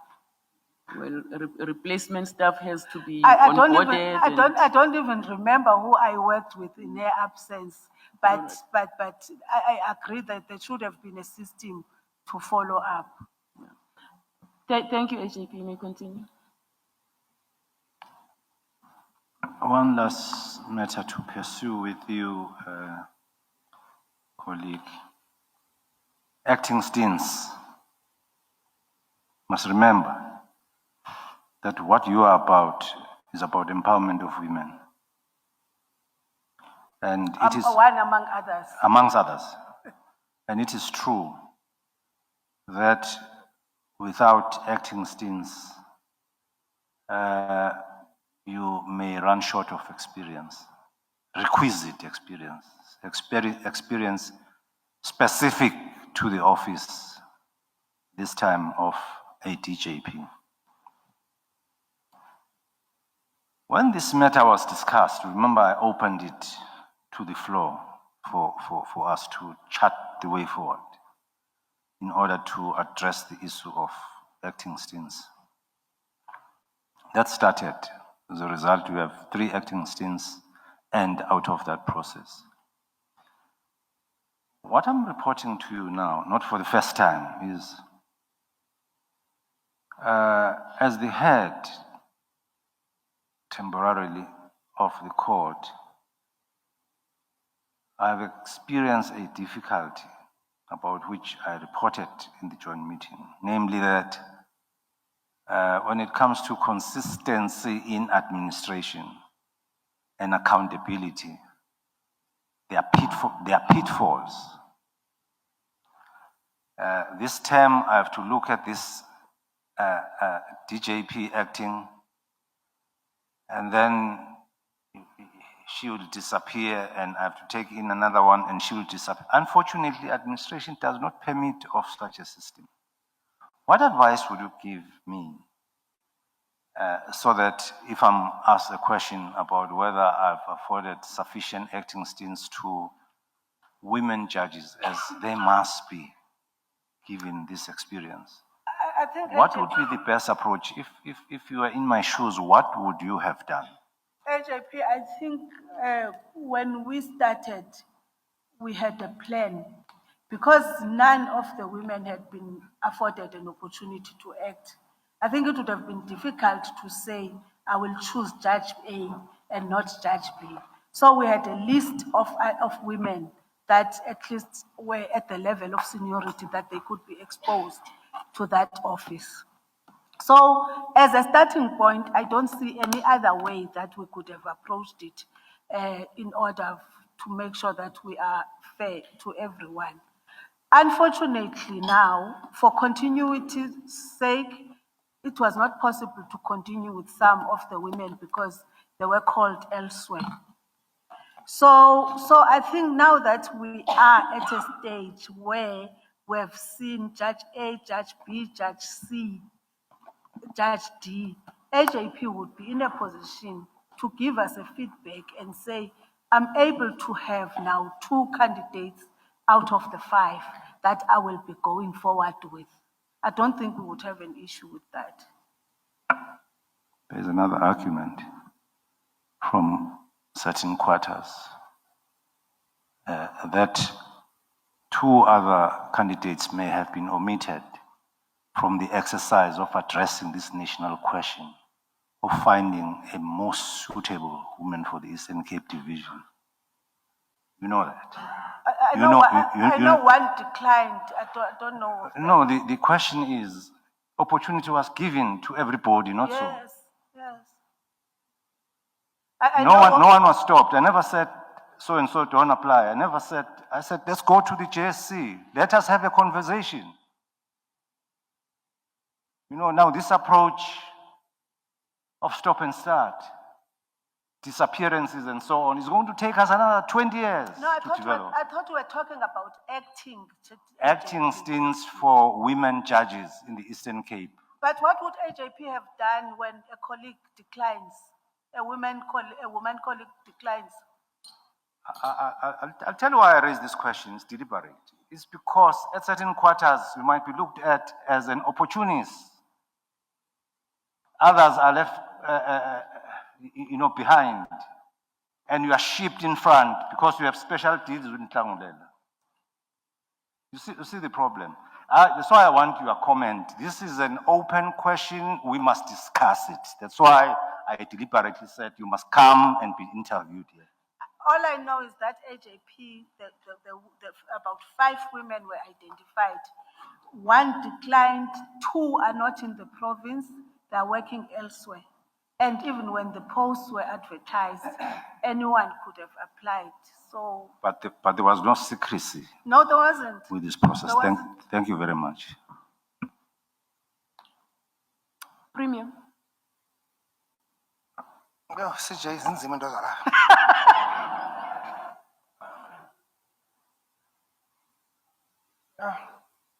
Thank you very much, Chief Justice, and good morning to colleagues, commissioners, and good morning to Judge Majiki.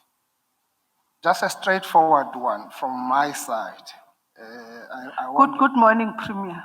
I won't really trouble you that much, but I just wanted to check your view and your views or your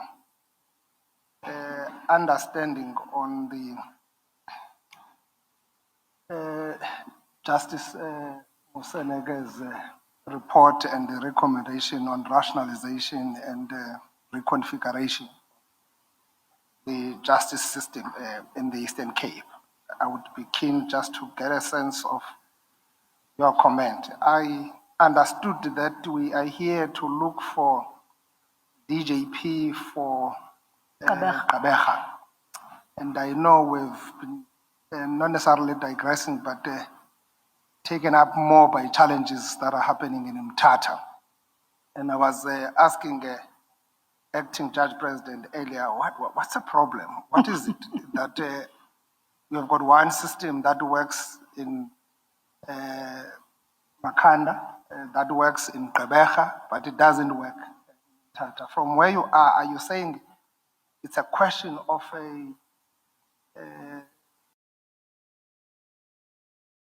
because you seem to be saying a lot of stakeholders are not playing their part. And the volume, Premier. We have a lot of cases that we're dealing with. Hence, I made reference to the statistics. Okay. The last one, so that you can just answer once and for all from my side.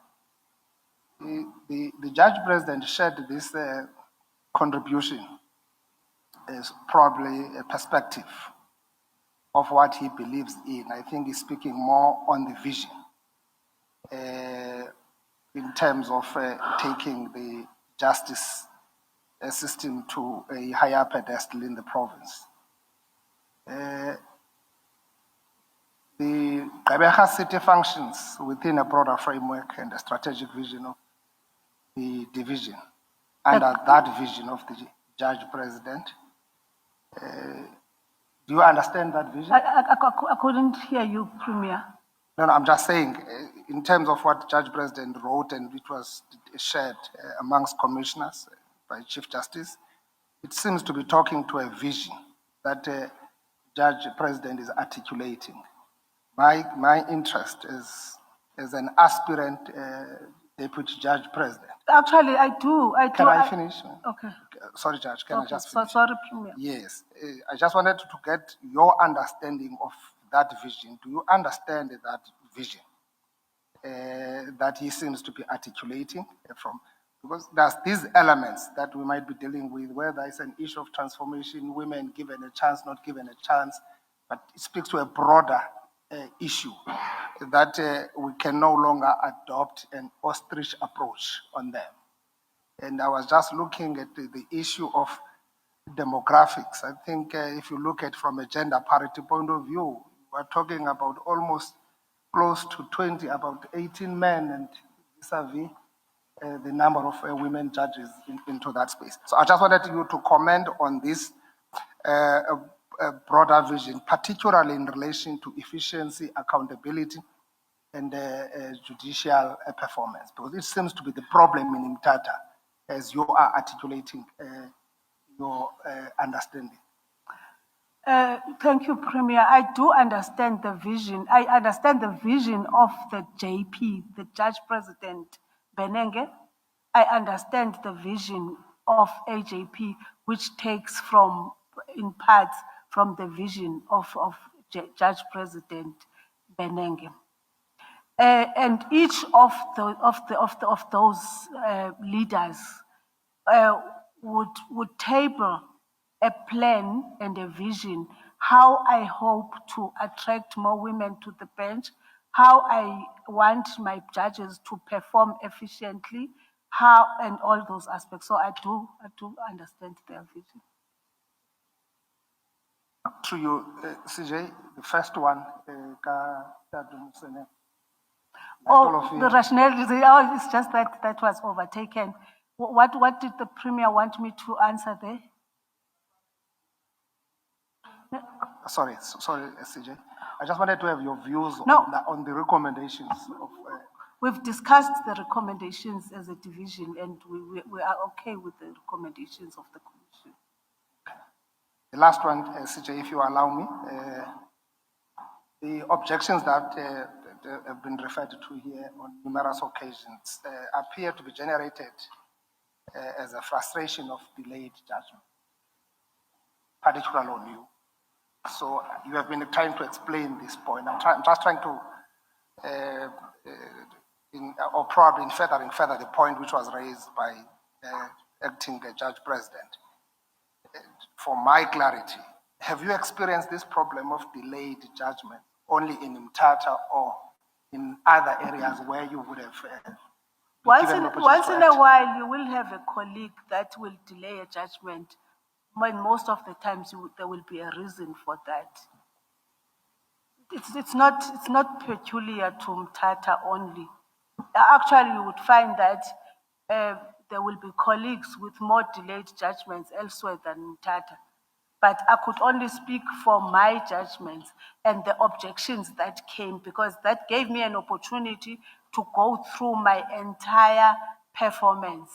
And I was able to break it down that from 0 to 3 months, this is how I have performed. From 5 months to this month, it is contained in the letter that answered the objection. Yes, Judge Majiki, I just wanted to hear exactly pertaining to you. Have you experienced this problem? Of delayed judgment? Of the delayed judgment elsewhere in other divisions, Yeah. or it has only happened in you in Mthatha division? Oh, you mean that I would delay a judgment when I'm in PE? Something like that? I have one in PE, I think it's Inge Heka.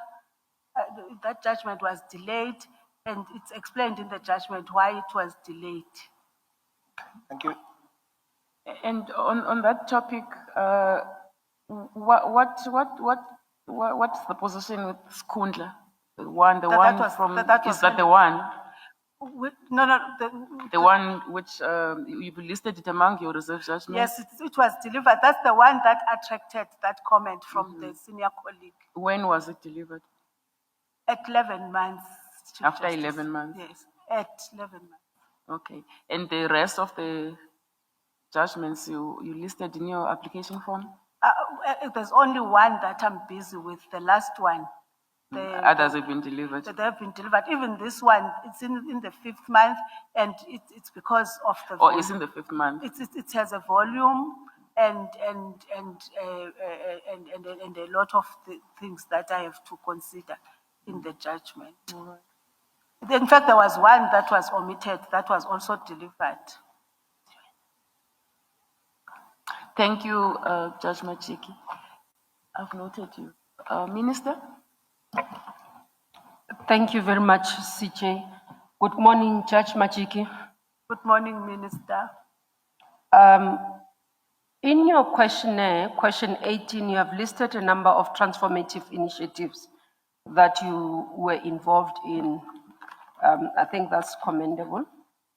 And I'm going to follow up using this area in respect to the question asked by the Premier.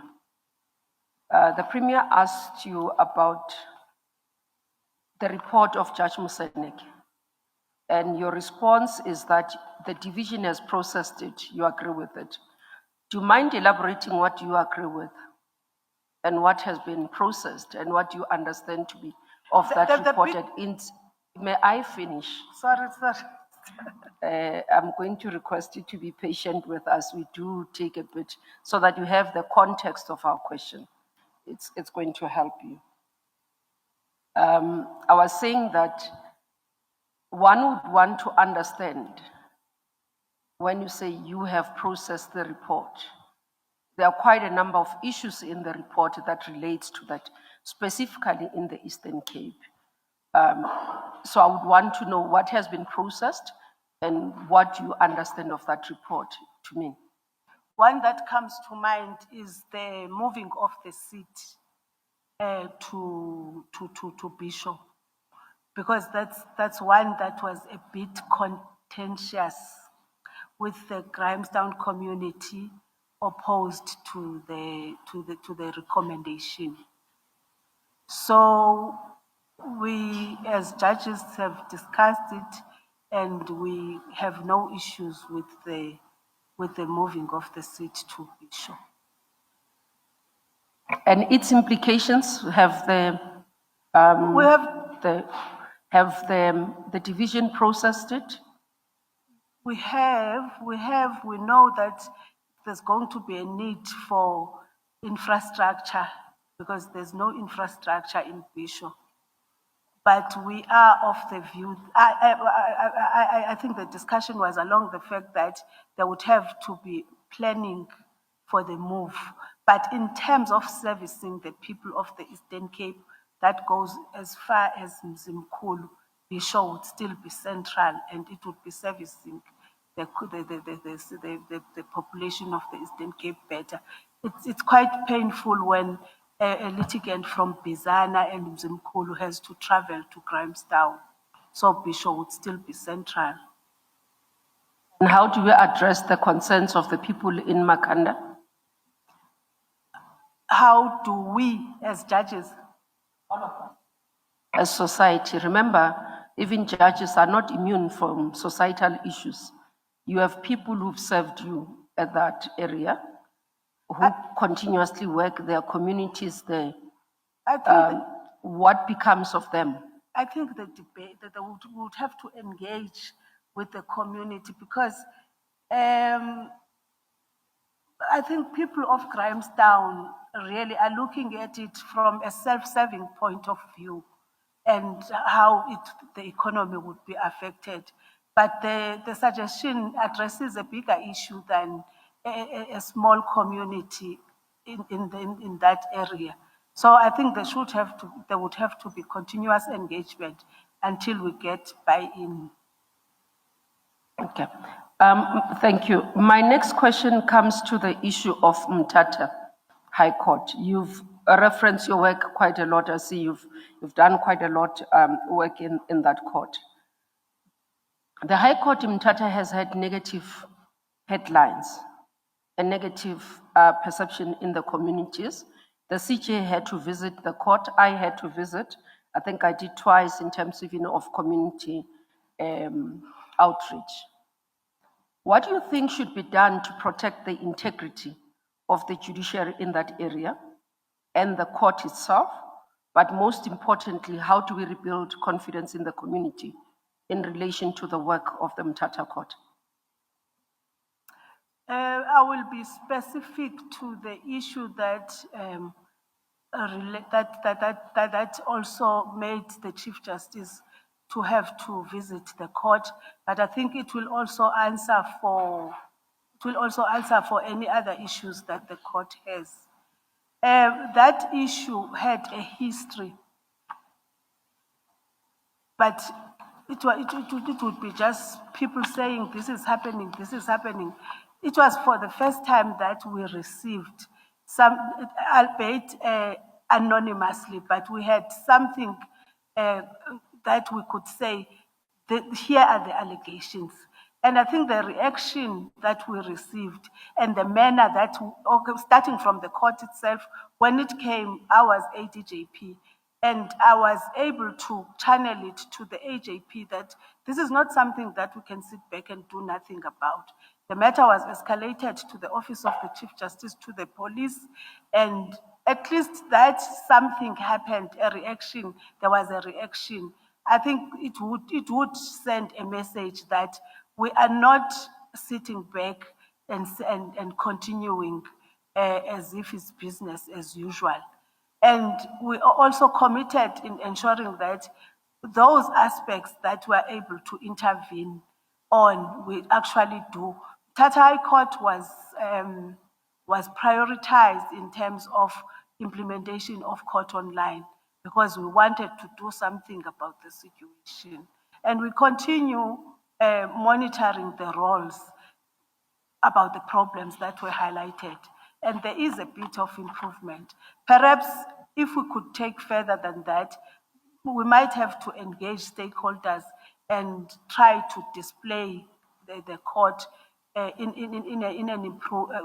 the improved image of the court. Maybe we take a responsibility as the people who work in the court to communicate and ensure that all positive messages coming out from the court. And I think in that manner, people can begin to have confidence in us once more.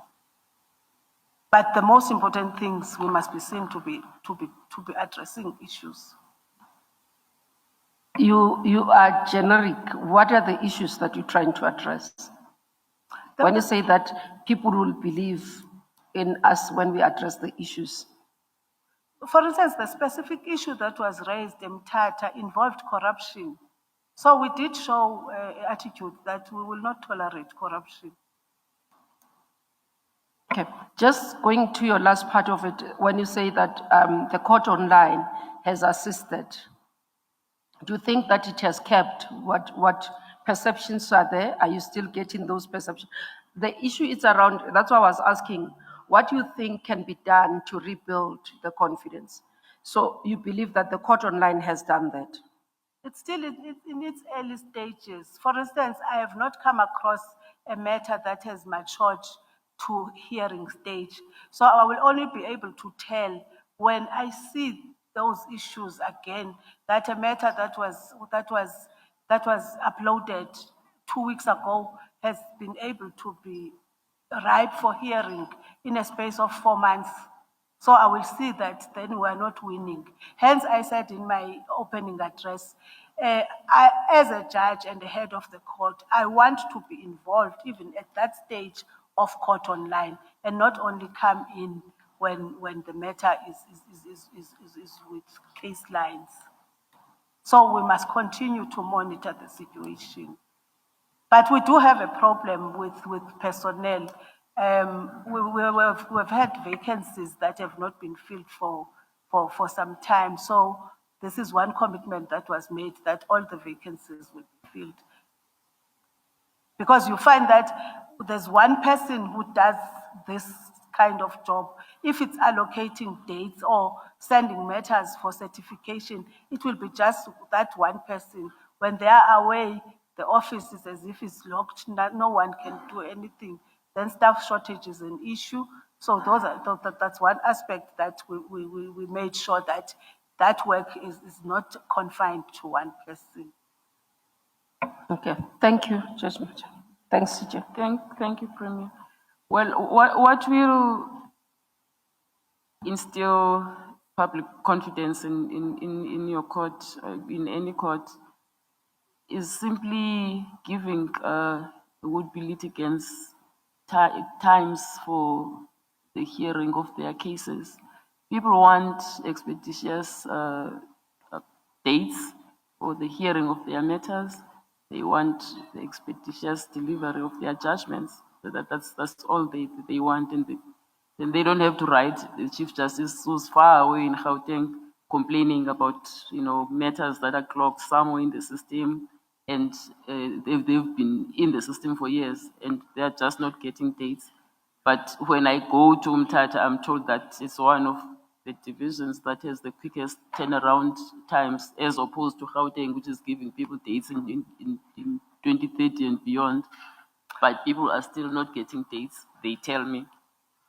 Thank you, Chief Justice. I can assure you, if you can look at the role today, it's different from what we have seen in the last year. Because the dates, it's a fact, there would be people who dominate the role and get dates.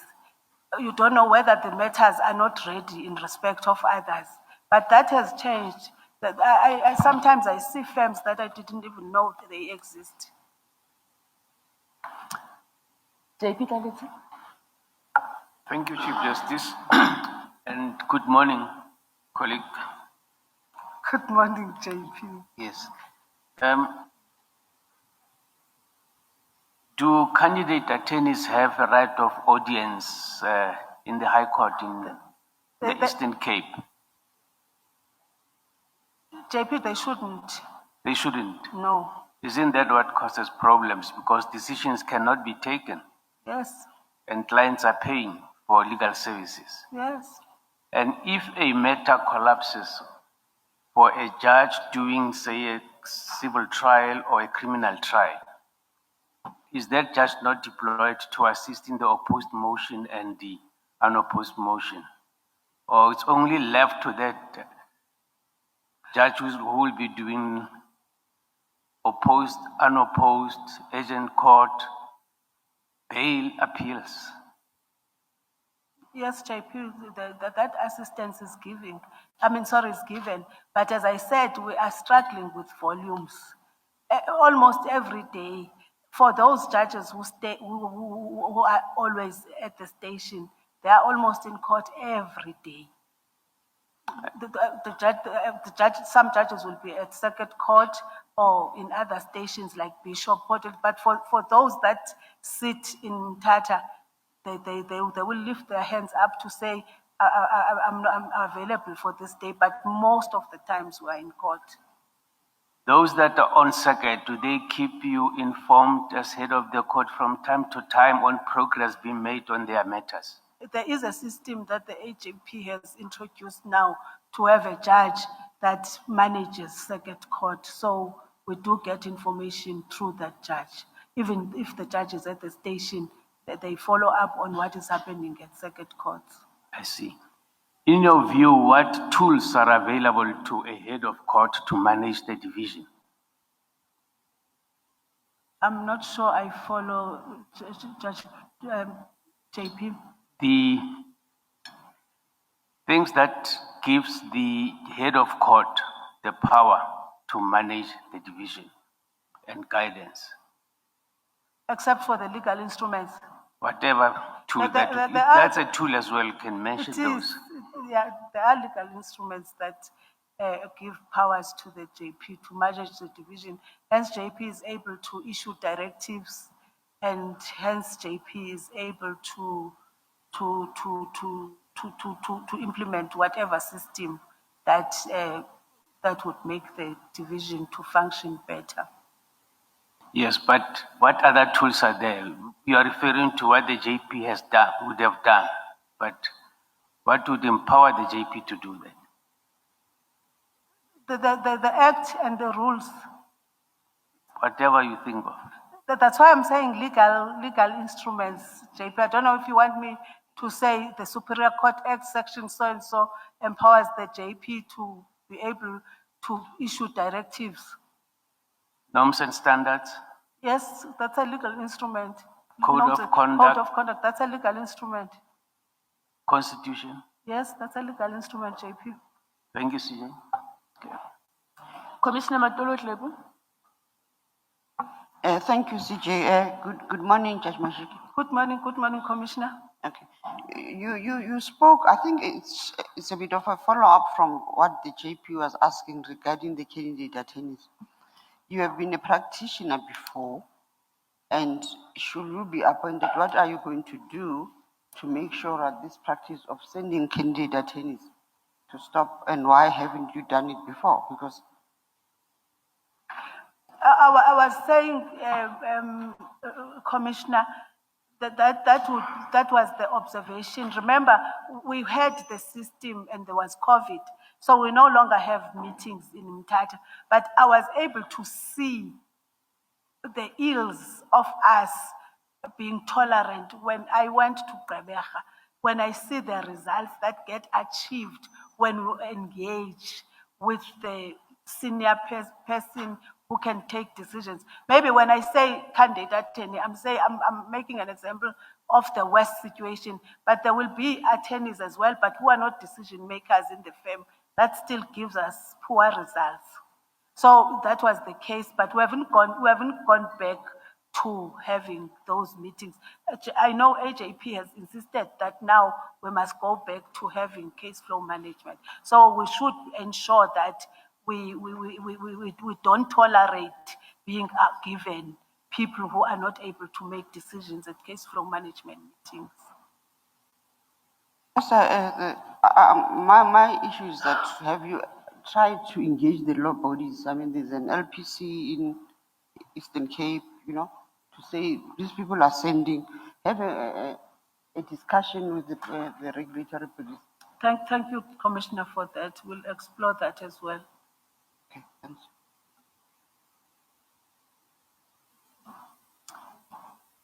Commissioner Kotsal? Thank you, JP. Hi, ma'am. I'm an MP from the Western Cape, and I just want to ask you on the back of your answer about the 2-year delayed judgment. I think the question was whether you have a system in your office for managing outstanding judgments, but I want to know, what is the system in the Eastern Cape Division of the High Court to manage outstanding judgments? Is there a list or a... There is. Thank you, Commissioner. Yes, there is at the end of each term, we must submit a report about outstanding judgments. But that one would not have gone to the list because it's not finalized, let alone that the matter was argued. It would not get into the list because either the 5-year one, the 2-year one would also not get into the list because the heads of argument had not been submitted. Okay, so the matter had not been reserved yet? No, not reserved in a sense because there's still some activity going on. I'm just having trouble understanding how a file could lie on your desk, presumably for 2 years, without you realizing that the matter had not been concluded and without following up. Let me correct, Commissioner.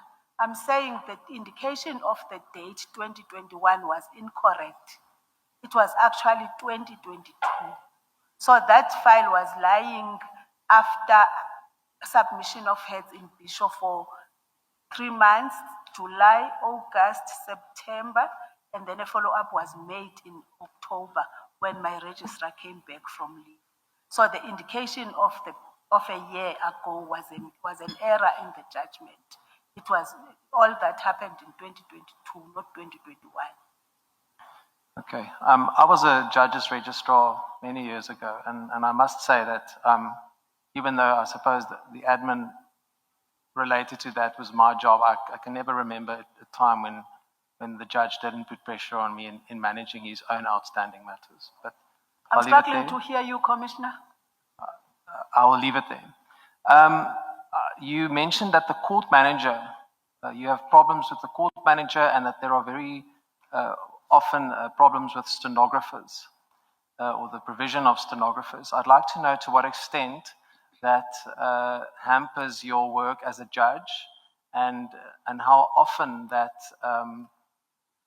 stops or hinders you from proceeding with your matters.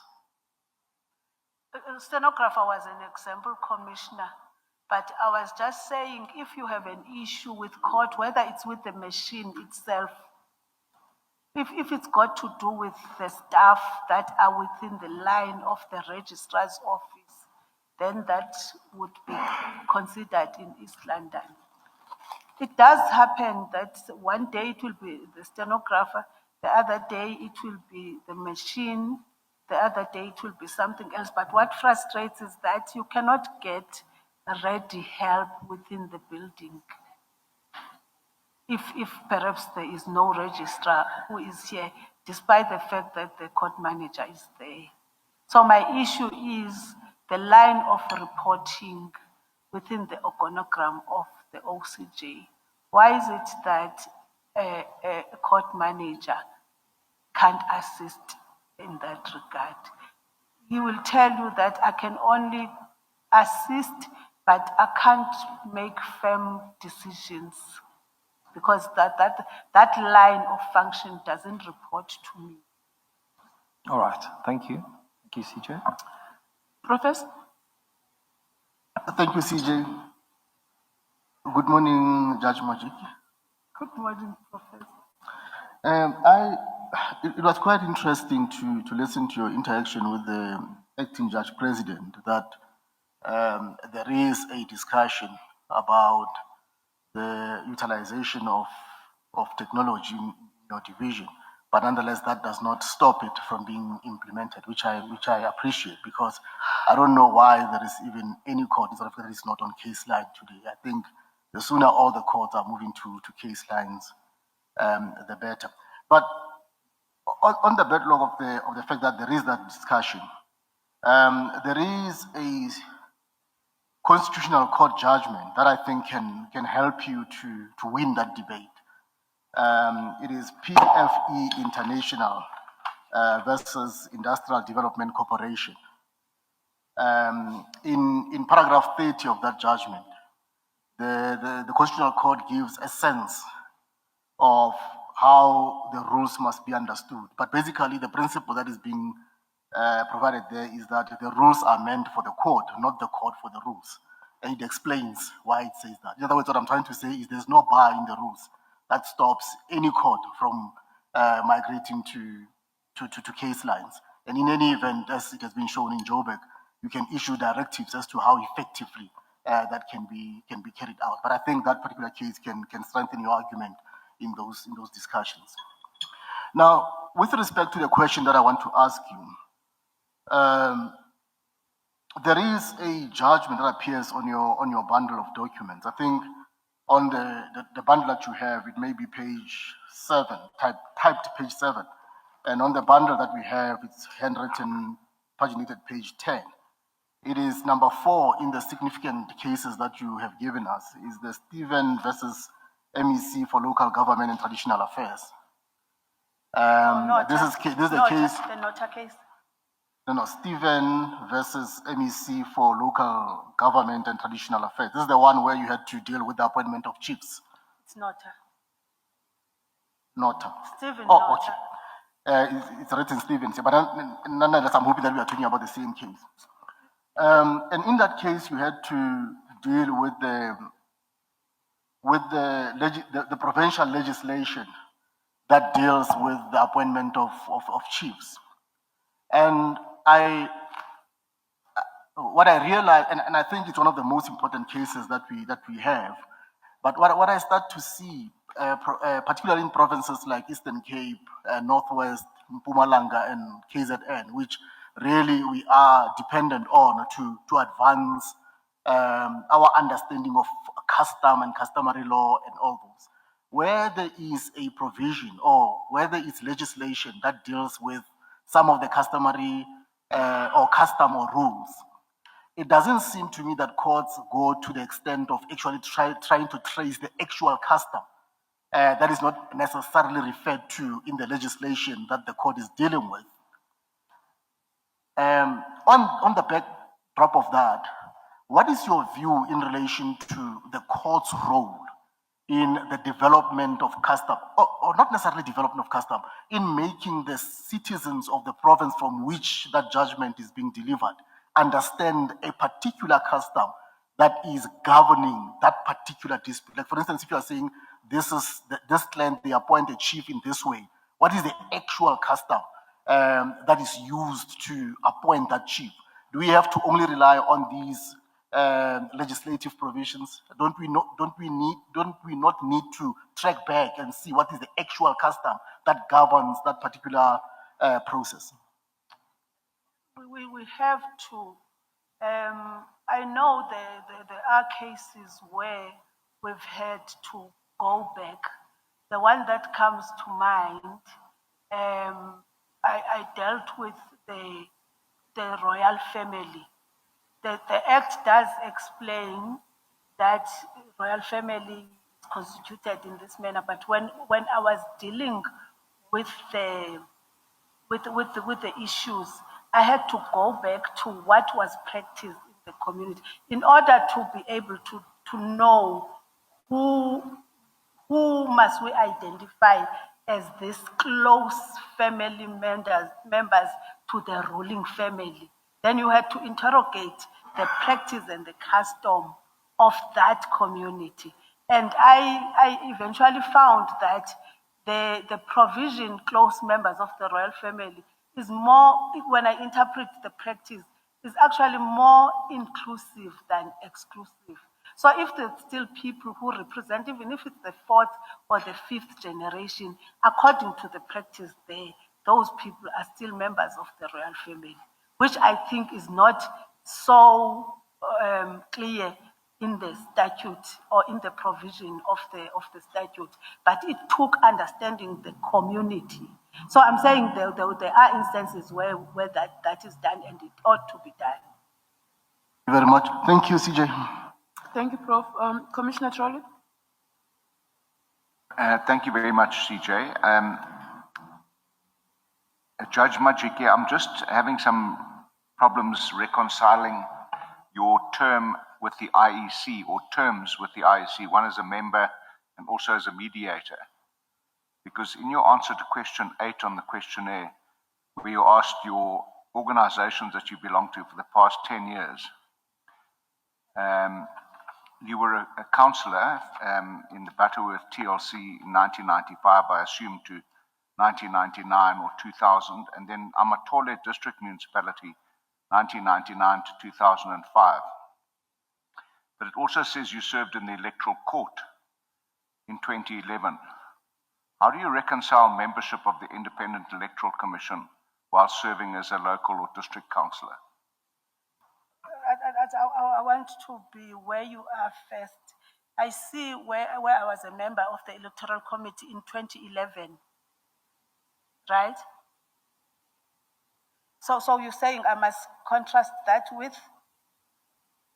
My question, Chief Justice, essentially is that over a period of time, you've indicated it's difficult to know exactly what period you were either a member of the IEC or a mediator for the IEC or serving in the Electoral Court. But during those periods that intersect, you were a councillor. No. How do you reconcile? That's why I want us to break it down. When I went to the Electoral Court, I was no longer a councillor. That happened in 2011. I was a councillor in Butterworth Transitional Local Council in 1995. I was a councillor in Matole from 1997 to 2005.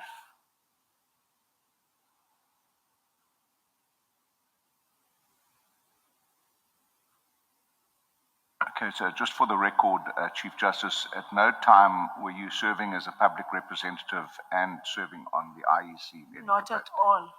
Not at all. Thank you. Commissioner Shabangumdawe? Thank you, CJ. Good morning, Judge Majiki. Good morning, Commissioner. Yeah, I must first declare that, yes, you are my president in Saul. Judge, now you spoke about the sexual harassment policy. Now that it is here, and as an aspirant deputy judge president, what will you do for everyone to know about the policy, and what will be your strategy to make sure that the policy is applicable accordingly and the victims are also protected? Actually, Commissioner, what I forgot to talk about in my strategy was the issue of access to justice. During my time before I became a judge, I was participating in the involvement of communities, rendering services annually to the communities, and ensuring that they understand the law, they get their questions answered. So that worked very well, and in some instances that was done in conjunction with the Department of Justice. So now that we are judges, I don't foresee us going to communities to talk about the policy. But I think if we maintain relations with those structures, Saula, for example, would be an important stakeholder that we can interact with and ensure that in their access to justice programs, which I understand is still going on, and other stakeholders, they include the sexual harassment policy. I want us to focus on the sexual harassment policy for the judiciary.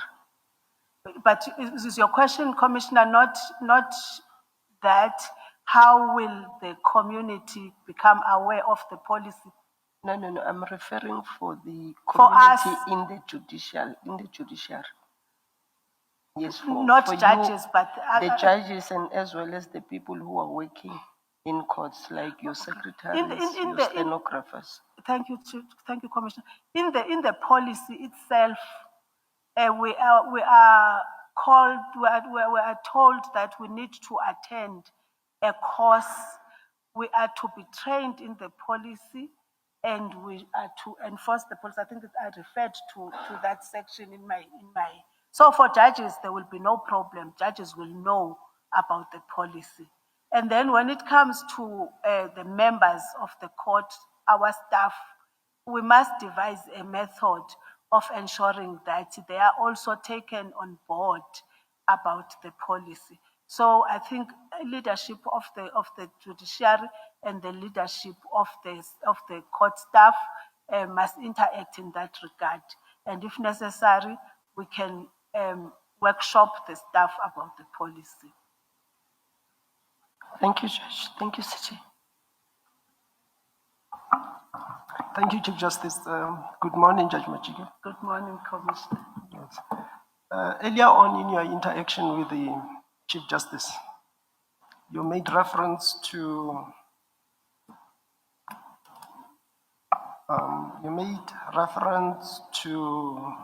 certain quarters not agreeing with court online, the implementation of the court online, and the division not speaking in one voice. You recall that interaction? Yes, I do, Commissioner. And then later on, when you interacted with the acting Deputy Judge President, I got a sense that there is an attempt to downplay what I perceive as a division in the division.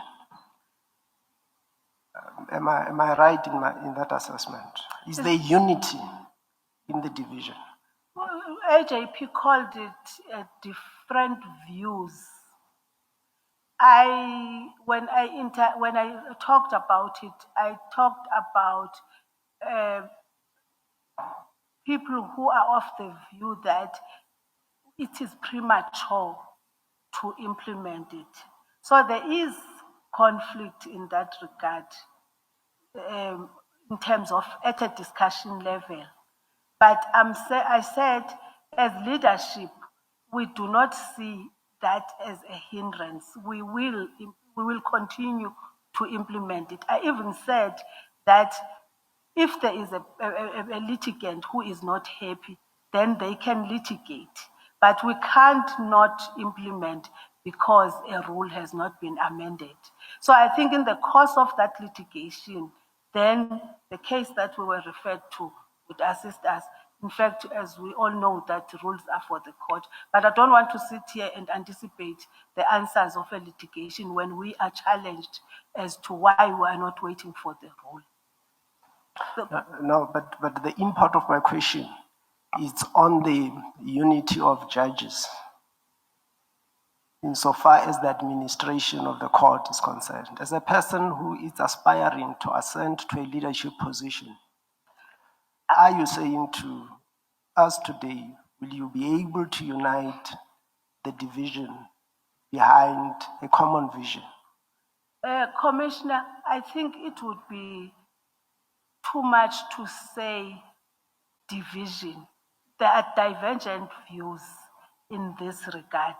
But I don't foresee that we would not be able to sit around and say we are going on. People are at liberty to express their views that would differ with mine. So at that level, the views are different. But I know that at some instances, when there are contradictions and conflicts, that's when there will be progress. Thank you. My second and last questions, with the permission of the Chief Justice. The Office of the Chief Justice has a directorate responsible for court and case flow management that publishes reports on reserved judgments. I want to believe that you are aware of. Yes. Okay. Now, the recent report published by that directorate reveals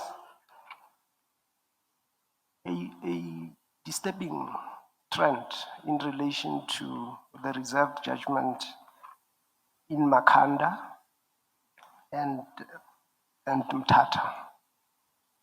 There is a judge, Malusi J, who appeared consistently in the reports published by the directorate from the last term in December up to now. As of the report, as of the 3rd of October 2025, the report that was published last week, I want to believe, Judge Malusi had 5 matters in Makanda that had been outstanding for over 10 months, and 1 in Mthatha.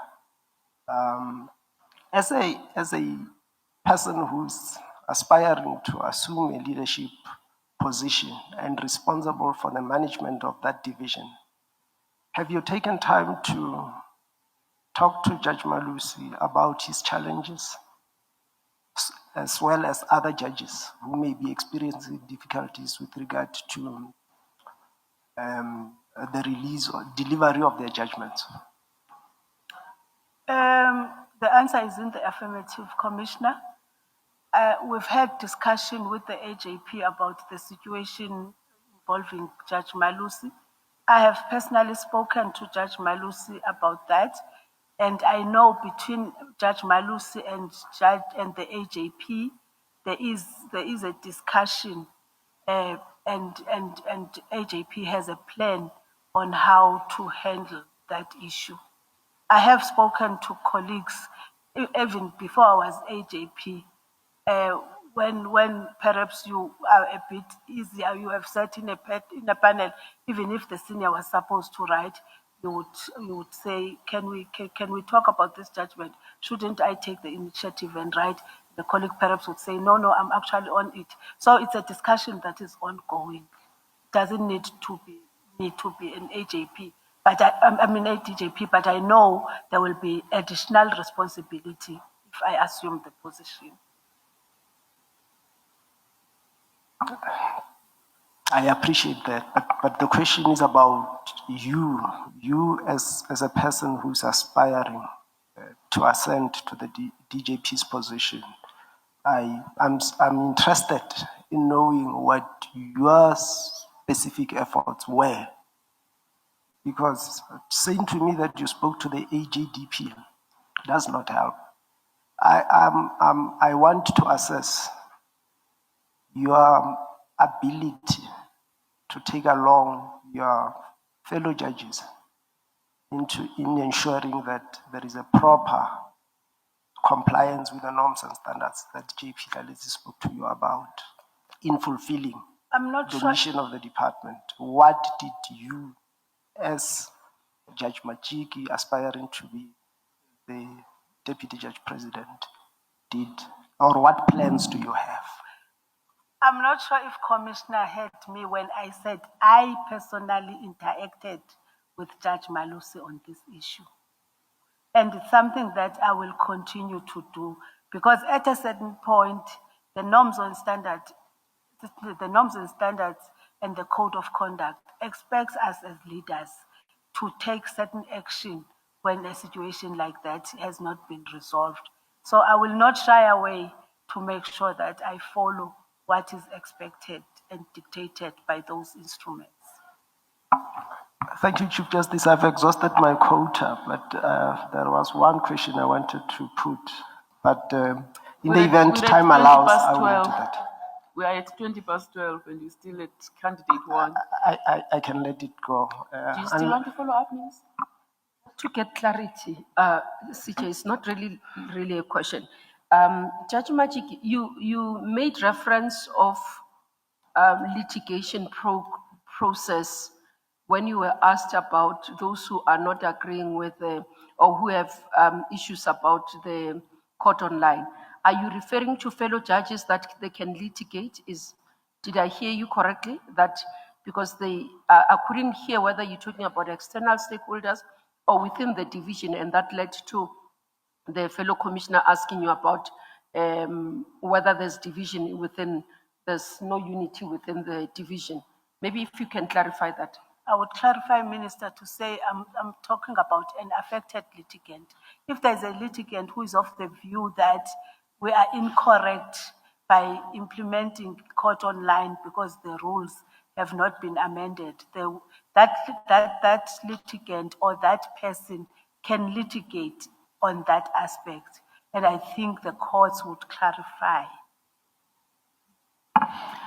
You did say that the colleagues who are resistant to the implementation of this new measure actually did not attend training.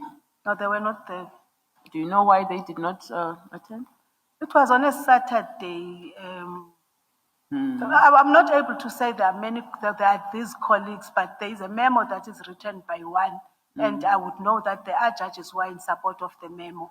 So it could happen that one or two of those who support the memo were there, but the author of the memo was not there. All right. Commissioner Mkato? Thank you, Chief Justice. Judge Majiki, can I just come back to the topic you discussed right at the beginning with the Chief Justice? The judgment of Figlen, on the face of the judgment, it says that the heads were filed on the 11th of October 2021. So that is incorrect. Yes, Commissioner. And what should have been the correct date? 2022. So 11 October 2022. Yes, Commissioner. Now, the actual heads are dated 10th of June 2022. Yes, Commissioner. So why then should it be 11th October 2022 when the heads are dated 10th June 2022? I thought that would be the date the heads of argument came to hand, because as I explained that if they were filed in Bishop. Then there was that gap that I took responsibility for, that my registrar was on leave. I don't even know who I was working with. So it did not reach me that the heads of argument had been filed in Bishop until my registrar came back from leave and made a follow-up about the heads of argument. No, I understand that, but the actual stamp from the court says 10 June 2022. So that should be the correct date, not 11th October 2022. I may concede, Commissioner, but that's not the view that I had when I wrote the date, because I would have thought that the date I reserved judgment would be the date I received the heads of argument. But I wouldn't argue with that. I would say something that I was not mindful of, because reserved for me would be speaking to my ability to have started with the judgment. Well, if the systems fail in the court, I can't shy away and not take responsibility and put that at the door of the litigants. So I accept. Now, the judgment itself says, and I'm sorry to ask these questions, but I sit in the objections committee, and so we look very closely at the objection and the response. The judgment in paragraph 2 says that the delay was because your secretary was sick. Is that Ms. Kukusha? Yes. Now, we've also gone through the medical certificates. Ms. Gugusha was not sick between June 2022 and March 2023 when the judgment was given. She was sick for 2 days in April 2022. I don't know, Commissioner, if you received the annexure that she was on annual leave. She had been injured, so I think in that process she took her annual leave as well. She was on leave during the period 10th June 2022, but it's in the papers. It's actually annual leave, but she was away.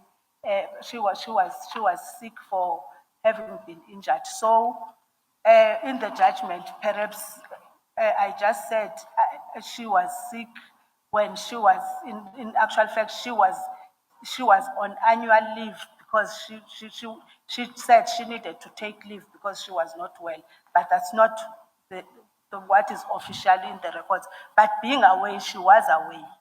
No, she was away between the 10th of June. She came back on the 7th of July, 2022. I think I have an annexure with a longer period than that. Yes, all right, let's go through it. I'm trying to find it.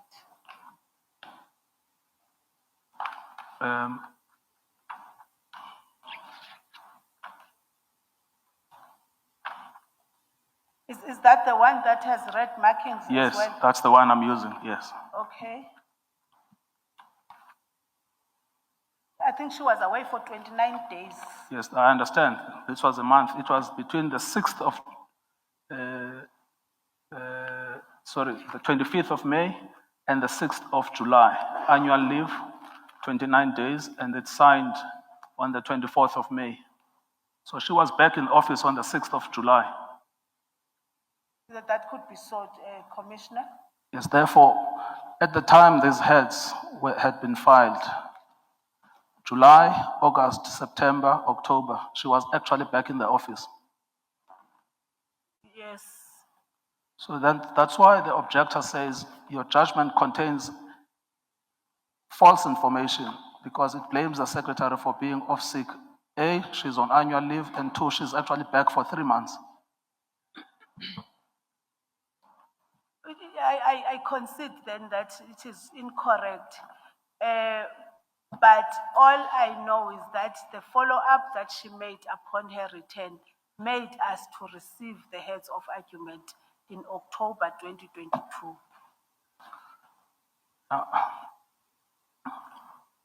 Yes, well, the Chief Justice did ask you about that, but my concern right now is the factual inaccuracy in the judgment that blames the secretary for being sick when she's on annual leave, but she's back for 3 months before October.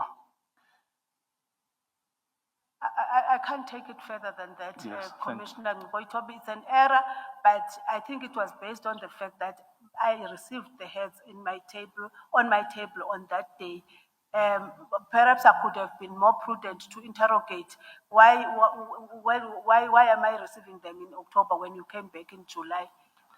Now, the problem is that this gets worse because on the 6th of October, 2025, you wrote to the Secretariat of the Commission responding to this objection.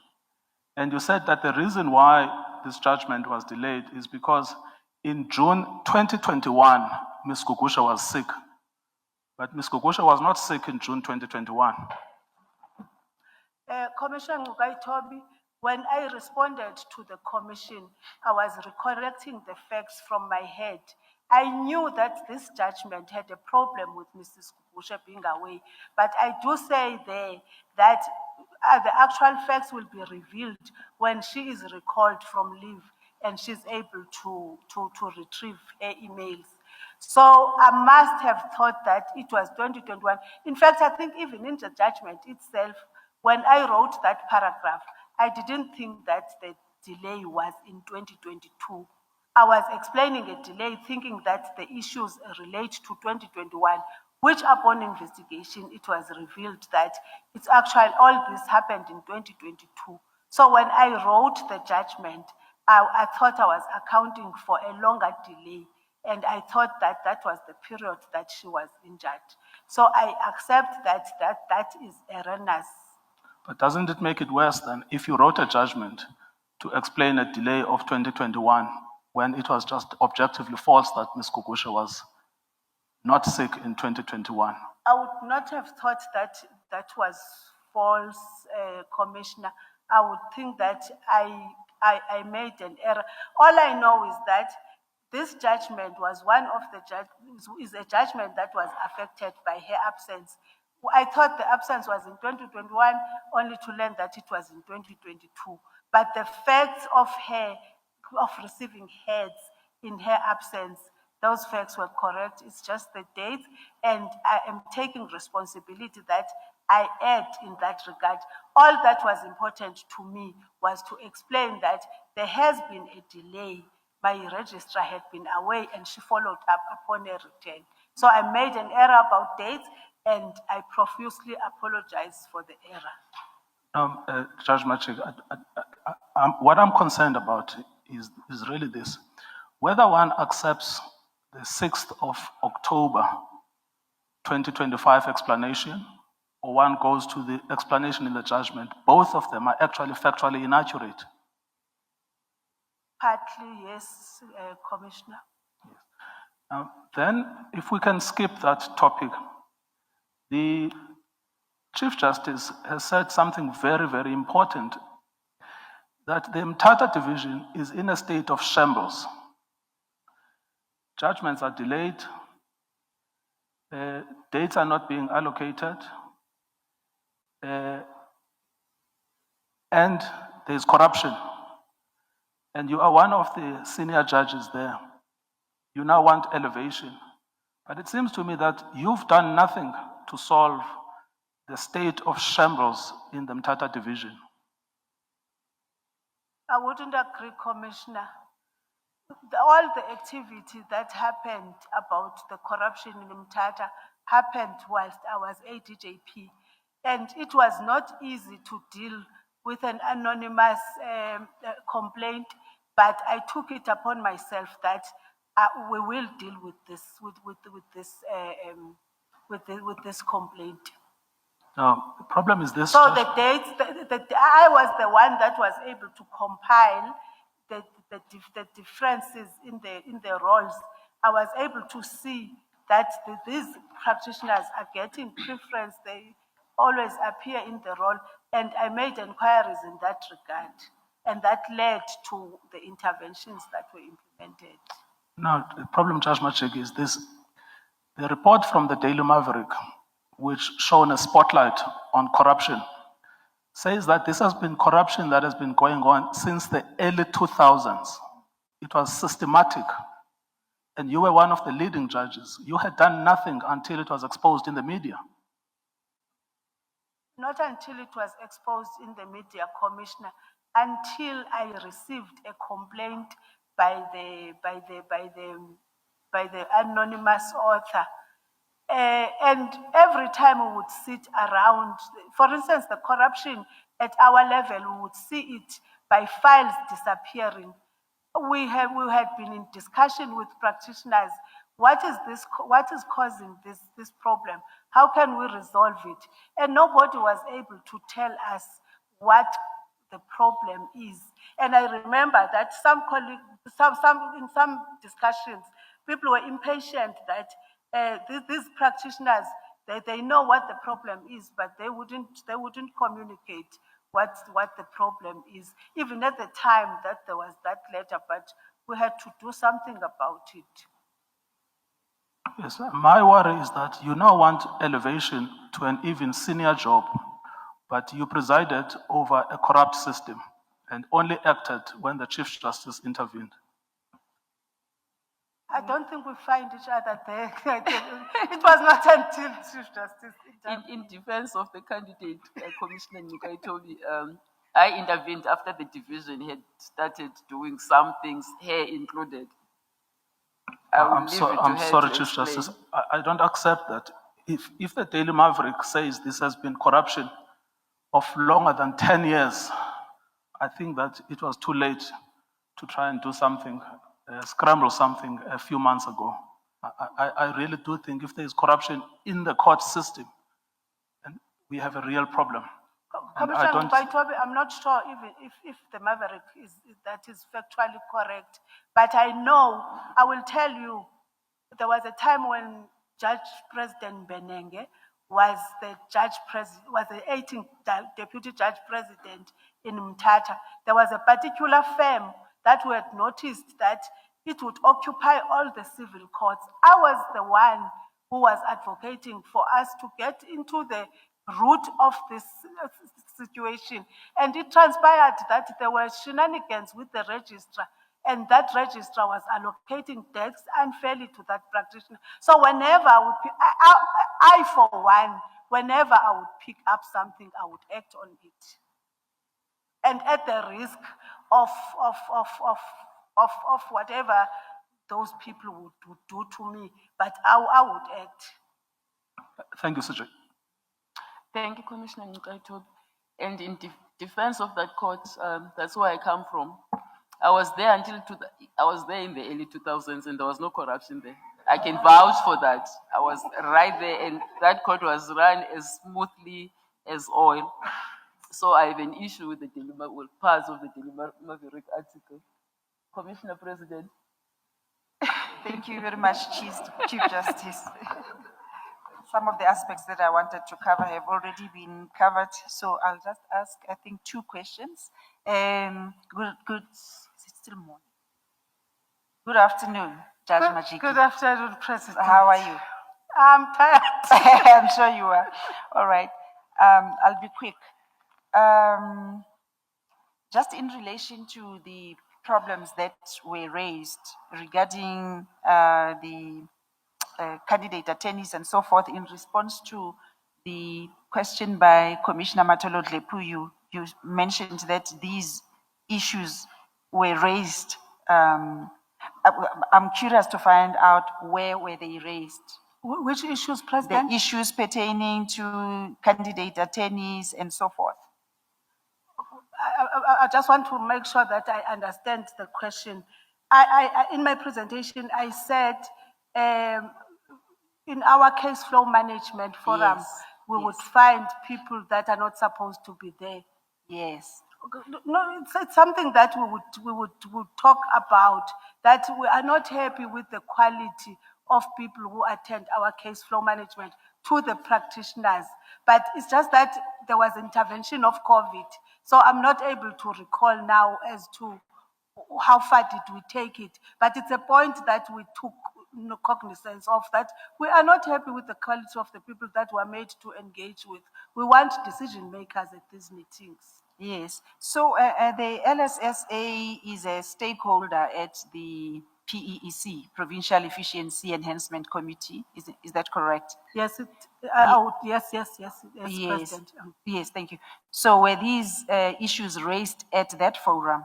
I wouldn't think so. I'm not sure, President. Have you personally participated in any of the meetings of the PEEC?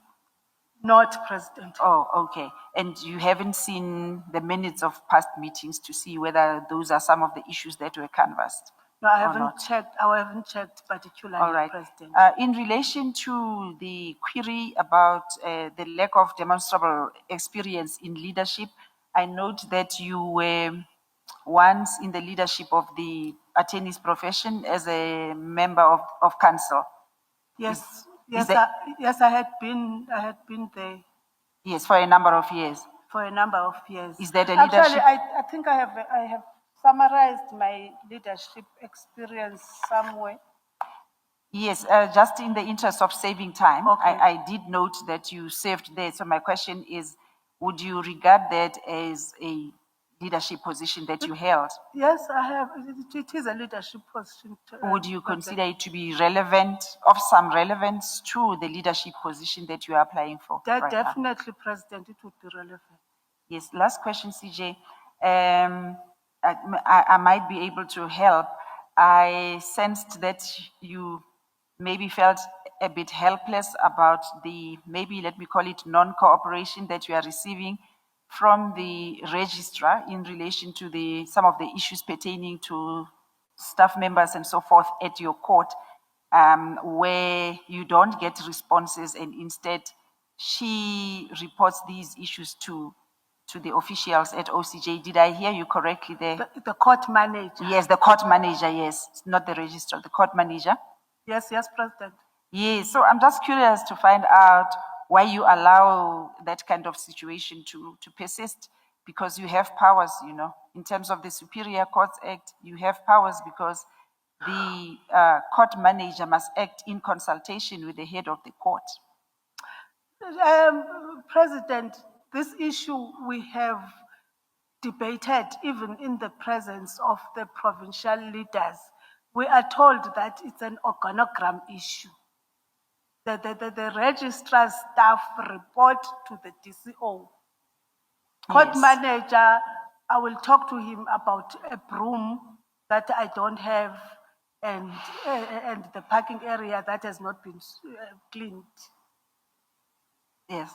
Okay. So maybe just a way you could consider this as something that could assist you. Just looking at the provisions of 11(1)(c), because it says the court manager.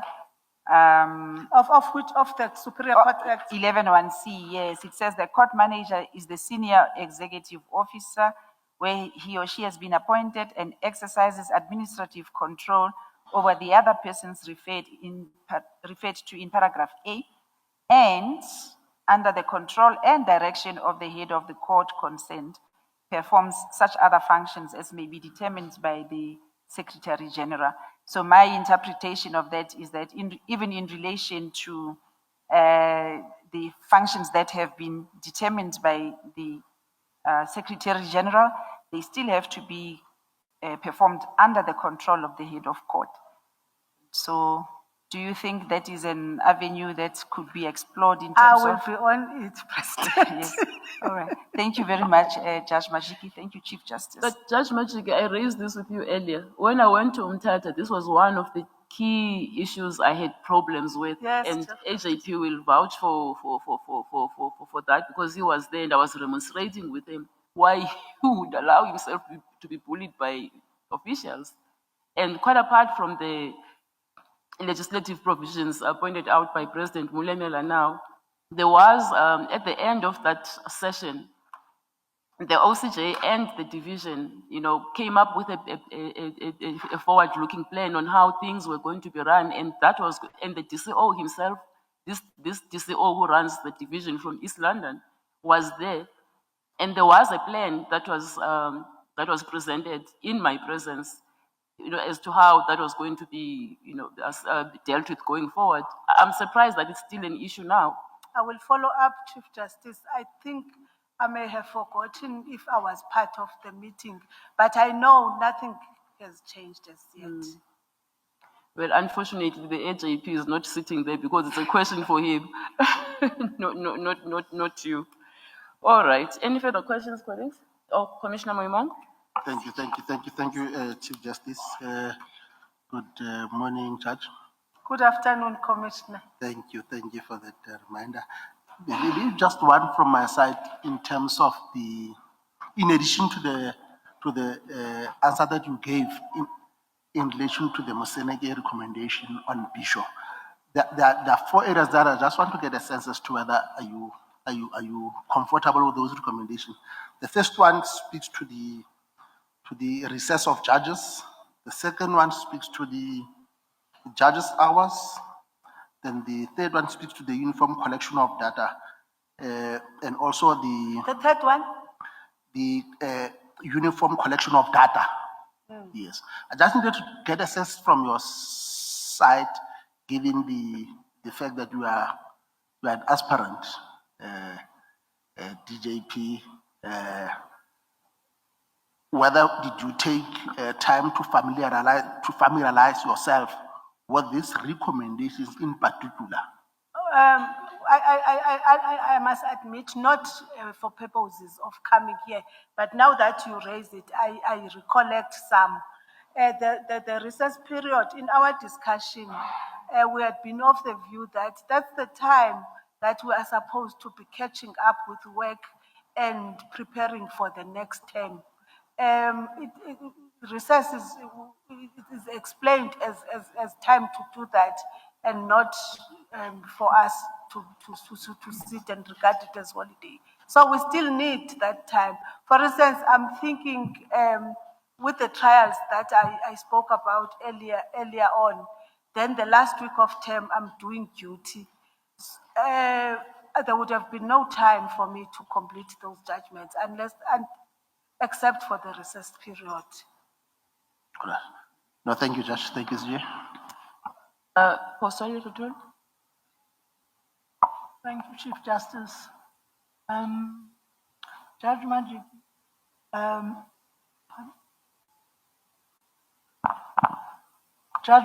Judge Majiki, we see in your letters of support, one of the letters from Advocate Gogo paints a glowing picture of you and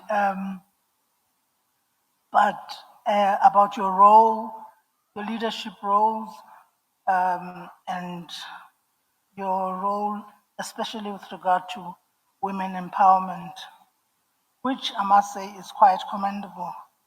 However, he goes on to say, as a man, I felt morally obliged to hesitate and offer my support for her, knowing that often women themselves do not support one another. I don't think that comment is relevant anymore. I know that I have been pulled up by women. So I don't agree with that last statement. And I can sit around this table. I know of commissioners and judges that actually go and find women and support them. So I wouldn't agree with what Mr. Gogo is saying. And perhaps, as it is very clearly a stereotype. You are a bit soft, Commissioner.